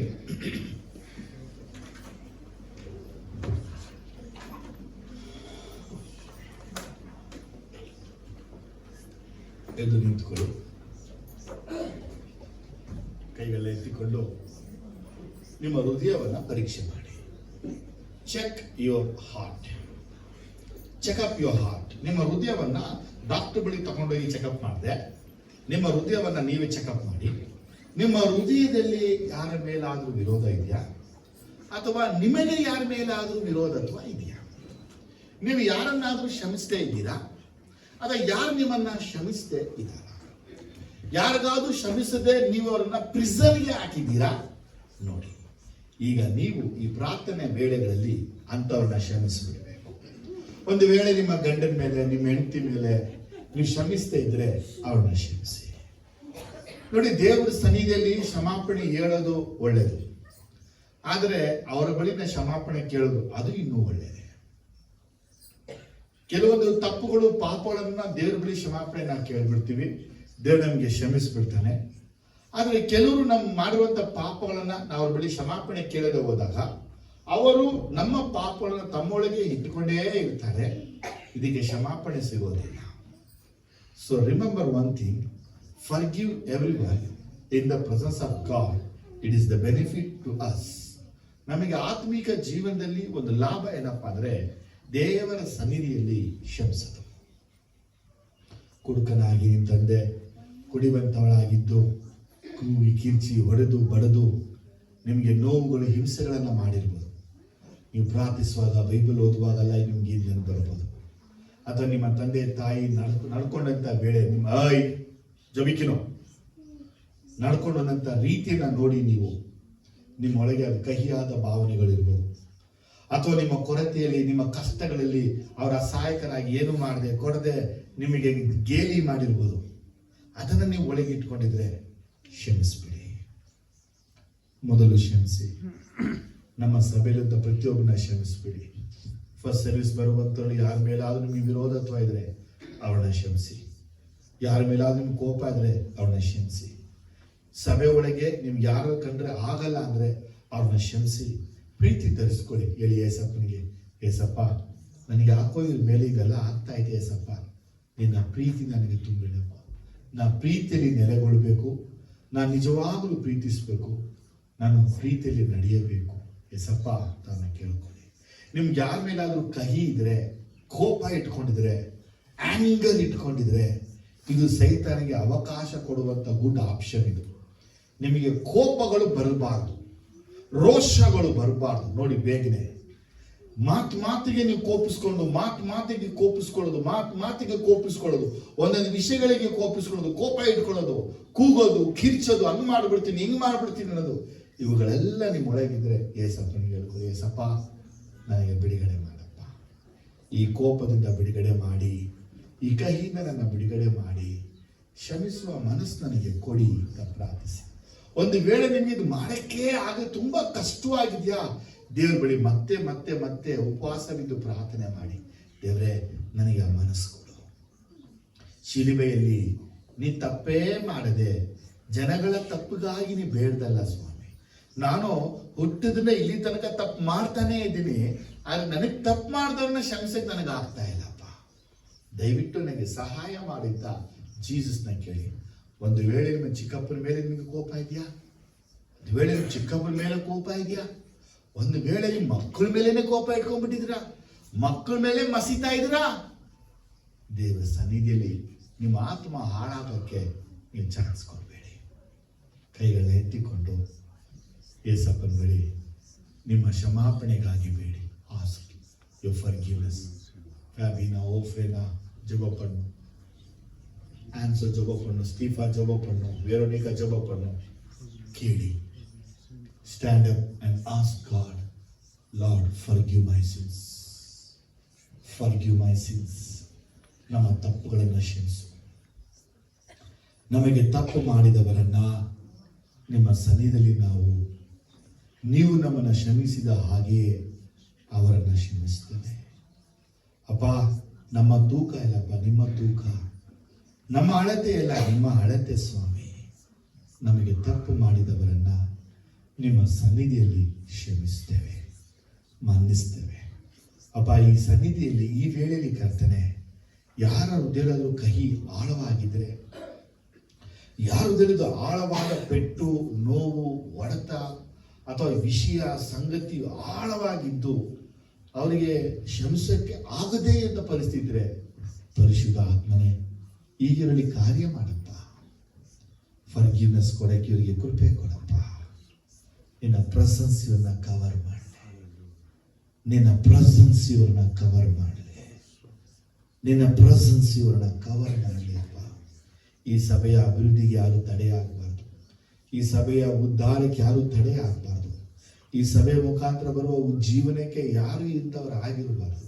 ಇಡೀ ಸಭೆ ಕೂಡಿ ಒಂದಾಗಿ ಉಜ್ಜೀವನ ಪಾಲ್ಗೊಂಡು ಜನ ರಕ್ಷಣೆಗಾಗಿ ಎದ್ದೇಳುವಂತ ಈ ಸಮಯಗಳಲ್ಲಿ ಇಂಥ ಸೈತಾನ ಕ್ರಿಯೆಗಳು ನಡೀಬಾರದು ಅಂತ ನಾವು ಪ್ರಾರ್ಥಿಸ್ತೇನೆ. In the name of Jesus ನಾ ಬೇಡ್ತಾ ಇದ್ದಾನೆ. ಫಾದರ್ ಗಾಡ್, ಪರದಲ್ಲಿ ಇರುವ ನಮ್ಮ ತಂದೆಯೇ, ನಮಗೆ ತಪ್ಪು ಮಾಡಿದವರನ್ನ ನಾವು ಮನಪೂರ್ವಕವಾಗಿ ನಿಮ್ಮ ಸನ್ನಿಧಿಯಲ್ಲಿ ಕ್ಷಮಿಸ್ತೇವೆ. ಹಾಗೆಯೇ ನೀವು ಮನಪೂರ್ವಕವಾಗಿ ನಮ್ಮೆಲ್ಲರ ತಪ್ಪುಗಳನ್ನು ಕ್ಷಮಿಸುವುದಕ್ಕಾಗಿ ಸ್ತೋತ್ರ ಮಾಡ್ತೇವೆ. ಅಪ್ಪ, ನಿನ್ನ ವಾಕ್ಯವನ್ನು ಧ್ಯಾನಿಸಿದು ಸೈತಾನನ ತಂತ್ರಗಳು ಸಭೆಯನ್ನು ಸೋಲಿಸೋದು, ದೇವರ ಕೆಲಸಗಳನ್ನು ನಾಶಪಡಿಸೋದು, ನಮ್ಮ ಆತ್ಮಗಳನ್ನು ಕೊಳ್ಳೆ ಹೊಡೆಯೋದು ಅಂತೇಳಿ ನಿನ್ನ ಆತ್ಮನ ಮುಖಾಂತರ ನಮ್ಮ ಸಂಗಡ ನೀವು ಮಾತಾಡಿದ್ರಿ ಕರ್ತನೆ. ಅವನು ಸಭೆನ ಜಯಿಸಕ್ಕಾಗಲ್ಲ, ದೇವರ ಕೆಲಸವನ್ನು ಅವನು ಹಾಳು ಮಾಡೋಕ್ಕಾಗಲ್ಲ. ಆದರೆ ದೇವರ ಮಕ್ಕಳನ್ನು ಹಾಳು ಮಾಡೋಕ್ಕೆ ಇದೊಂದು ಆಪ್ಷನ್ ಇದೆ ಅಂತ ಕರ್ತನೆ. ಈಗ ನಿನ್ನ ಮಾತನ್ನು ಕೇಳಿದಂಥ ಇವರು ನಮ್ಮನ್ನು ತಿದ್ದುಕೊಳ್ಳಲಿ, ಸರಿಪಡಿಸಿಕೊಳ್ಳಲಿ, ತಿರುಗಿಕೊಳ್ಳಲಿ, ಪರಿವರ್ತನೆ ಆಗಲಿ. ಯೇಸುವಿನ ನಾಮದಲ್ಲಿ ಪ್ರಾರ್ಥಿಸ್ತೇನೆ. ಇವರ ಮನಸ್ಸುಗಳನ್ನು ತೆರೀರಿ, ಇವರ ಹೃದಯಗಳನ್ನು ತೆರೀರಿ. ಒಂದು ವೇಳೆ ಇವರಿಗೆ ಗೊತ್ತಿಲ್ಲದೆ ಒಂದು ಕಹಿ ಒಳಗಿದ್ರೆ, ಒಂದು ವೇಳೆ ಹಿಂದೆ ನಡೆದ ಘಟನೆಗಳು ಕಹಿಯಾಗಿದ್ದು ಇನ್ನೂವರೆಗೆ ಅದು ನೆನಪಿಗೆ ಬರದೇ ಇದ್ರೆ, ಪರಿಶುದ್ಧ ಆತ್ಮನೆ ಈ ರಾತ್ರಿಯಲ್ಲಿ ಅವ್ರ ಜೊತೆ ನೀವು ಮಾತಾಡಬೇಕು. ಈ ರಾತ್ರಿ ಹೊತ್ತುಗಳ ಜೊತೆ ನೀವು ಮಾತಾಡಬೇಕು.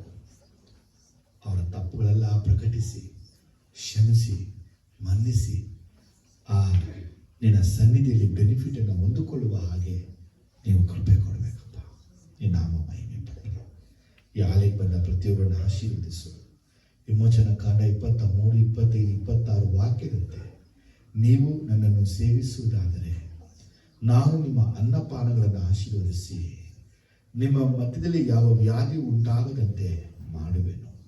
ನಿಮ್ಮೊಳಗೆ ಗರ್ಭಸ್ವಾರವು ಬಂಜೆತನವು ಇರುವುದೇ ಇಲ್ಲ, ನಿಮಗೆ ಆಯುಷನ್ನು ಕೊಡುವೆನು ಎಂಬುದಾಗಿ ಈ ವಾಗ್ದಾನದ ವಾಕ್ಯವು ನಮ್ಮ ಸಭೆ ಪೂರ್ತಿಯಲ್ಲಿ ನೆರವೇರಲಿ ಅಂತ ನಾನು ಪ್ರಾರ್ಥಿಸ್ತೇನೆ. ನನ್ನ ದೇವರು ತನ್ನ ಐಶ್ವರ್ಯಕ್ಕೆ ತಕ್ಕಂತೆ ನಿಮ್ಮ ಪ್ರತಿಯೊಂದು ಕೊರತೆಗಳನ್ನು ಕ್ರಿಸ್ತನಲ್ಲಿ ನೀಗಿಸುವನು. ಫಿಲಿಪ್ಪಿ 4:19 ನಮ್ಮ ಸಭಿಕರಲ್ಲಿ ವಾಗ್ದಾನದ ವಾಕ್ಯ ನೆರವೇರಲಿ ಎಂದು ನಾವು ಪ್ರಾರ್ಥಿಸ್ತೇನೆ. ಅಬ್ರಹಾಮನಿಗೂ ಉಂಟಾದ ಆಶೀರ್ವಾದಗಳು ಕ್ರಿಸ್ತನ ಮುಖಾಂತರ ನಮಗೆ ದೊರಕಿದೆ. ಈ ವಾಗ್ದಾನದ ವಾಕ್ಯಗಳು ನಮ್ಮ ಸಭಿಕರಲ್ಲಿ ನೆರವೇರಲಿ ಅಂತ ನಾನು ಬೇಡುತ್ತೇನೆ. ಅಪ್ಪ, ನಿನ್ನ ನಾಮದಲ್ಲಿ ನಾನು ಪ್ರಾರ್ಥಿಸ್ತಾ ಇದ್ದೇನೆ. ಈ ಅನ್ಫರ್ಗಿವ್ನೆಸ್ ಸ್ಪಿರಿಟ್ ತೆಗೆದಕ್ಕಾಗಿ ಸ್ತೋತ್ರ. ಈಗ ಫರ್ಗಿವ್ನೆಸ್ ಸ್ಪಿರಿಟ್ ಕೊಟ್ಟಿದ್ದಕ್ಕಾಗಿ ಸ್ತೋತ್ರ. ಅಪ್ಪ, ಇವರೆಲ್ಲ ಕ್ಷಮಿಸಿದ ನಿಮಿತ್ತವಾಗಿ ಇವರಿಗೆ ನೀವಿಟ್ಟ ಆಶೀರ್ವಾದಗಳನ್ನು ಬಿಡುಗಡೆ ಮಾಡ್ತಾನೆ. ರಿಸೀವ್ ಮಾಡ್ಕೊಳ್ಳಿ. ಯಾರೆಲ್ಲ ಸಂಘದಲ್ಲಿ ಕ್ಷಮಿಸಿದಾರೋ, ಕ್ಷಮಿಸಿದ ನಿಮಿತ್ತವಾಗಿ ನೀವು ಬಿಡುಗಡೆ ಮಾಡಿರುವ ಆಶೀರ್ವಾದಗಳು ಇವರು ಸ್ವಾಧೀನ ಮಾಡಿಕೊಳ್ಳಿ. ಕ್ಷಮಿಸದ ನಿಮಿತ್ತ ಯಾವ ಕಾರ್ಯ ಜರಗಲಿಲ್ಲ, ಯಾವ ಅದ್ಭುತ ಆಗಲಿಲ್ಲ, ಯಾವ ಬಿಡುಗಡೆ ಆಗಲಿಲ್ಲ, ಯಾವುದು ಒಳ್ಳೆಯದು ನಡೀಲಿಲ್ವೋ, ಶುಭ ಆಗಲಿಲ್ವೋ, ಅದು ಕೆಲಸದ ಕಾರ್ಯ, ಮದುವೆ ಕಾರ್ಯ, ಮಕ್ಕಳ ಕಾರ್ಯ ತಡೆಗಳೇನೆಲ್ಲ ಇತ್ತು ಜೀಸಸ್ ನಿನ್ನ ಸನ್ನಿಧಿಯಲ್ಲಿ ಈಗ ಕ್ಷಮಿಸಿದ್ದಾರೆ. ಆ ಕ್ಷಮಿಸಿದ ನಿಮಿತ್ತವಾಗಿ ನಿನ್ನ ಆಶೀರ್ವಾದಗಳನ್ನ ಬಿಡುಗಡೆ ಮಾಡಿ ಇವರೆಲ್ಲರ ಮೇಲೆ ಆಶೀರ್ವಾದಗಳನ್ನ ರಿಲೀಸ್ ಮಾಡ್ತಾನೆ. ಇನ್ the name of Jesus release ಮಾಡ್ತಾನೆ. ಎಲ್ಲ ಬ್ಲೆಸ್ಸಿಂಗ್ಸ್ ಗಳನ್ನ ಇವರು ಕುಟುಂಬವಾಗಿ ಹೊಂದಿಕೊಳ್ಳಲಿ. ನಿನ್ನ ನಾಮ ಗ್ಲೋರಿಫೈಡ್ ಆಗಲಿ. ದೇವಾ ನಿನ್ನ ನಾಮ ಮಹಿಮೆ ಹೊಂದಲಿ. ಎಸಯ್ಯ ನಿನ್ನ ನಾಮ ಮಹಿಮೆ ಹೊಂದಲಿ. ಪವಿತ್ರಾತ್ಮ ದೇವರ ನಾಮ ಮಹಿಮೆ ಹೊಂದಲಿ. ಯೇಸುವಿನ ನಾಮದಲ್ಲಿ ತಂದೆಯೇ ಆಮೆನ್. ದೇವರು ನಿಮ್ಮನ್ನು ಆಶೀರ್ವದಿಸಲಿ.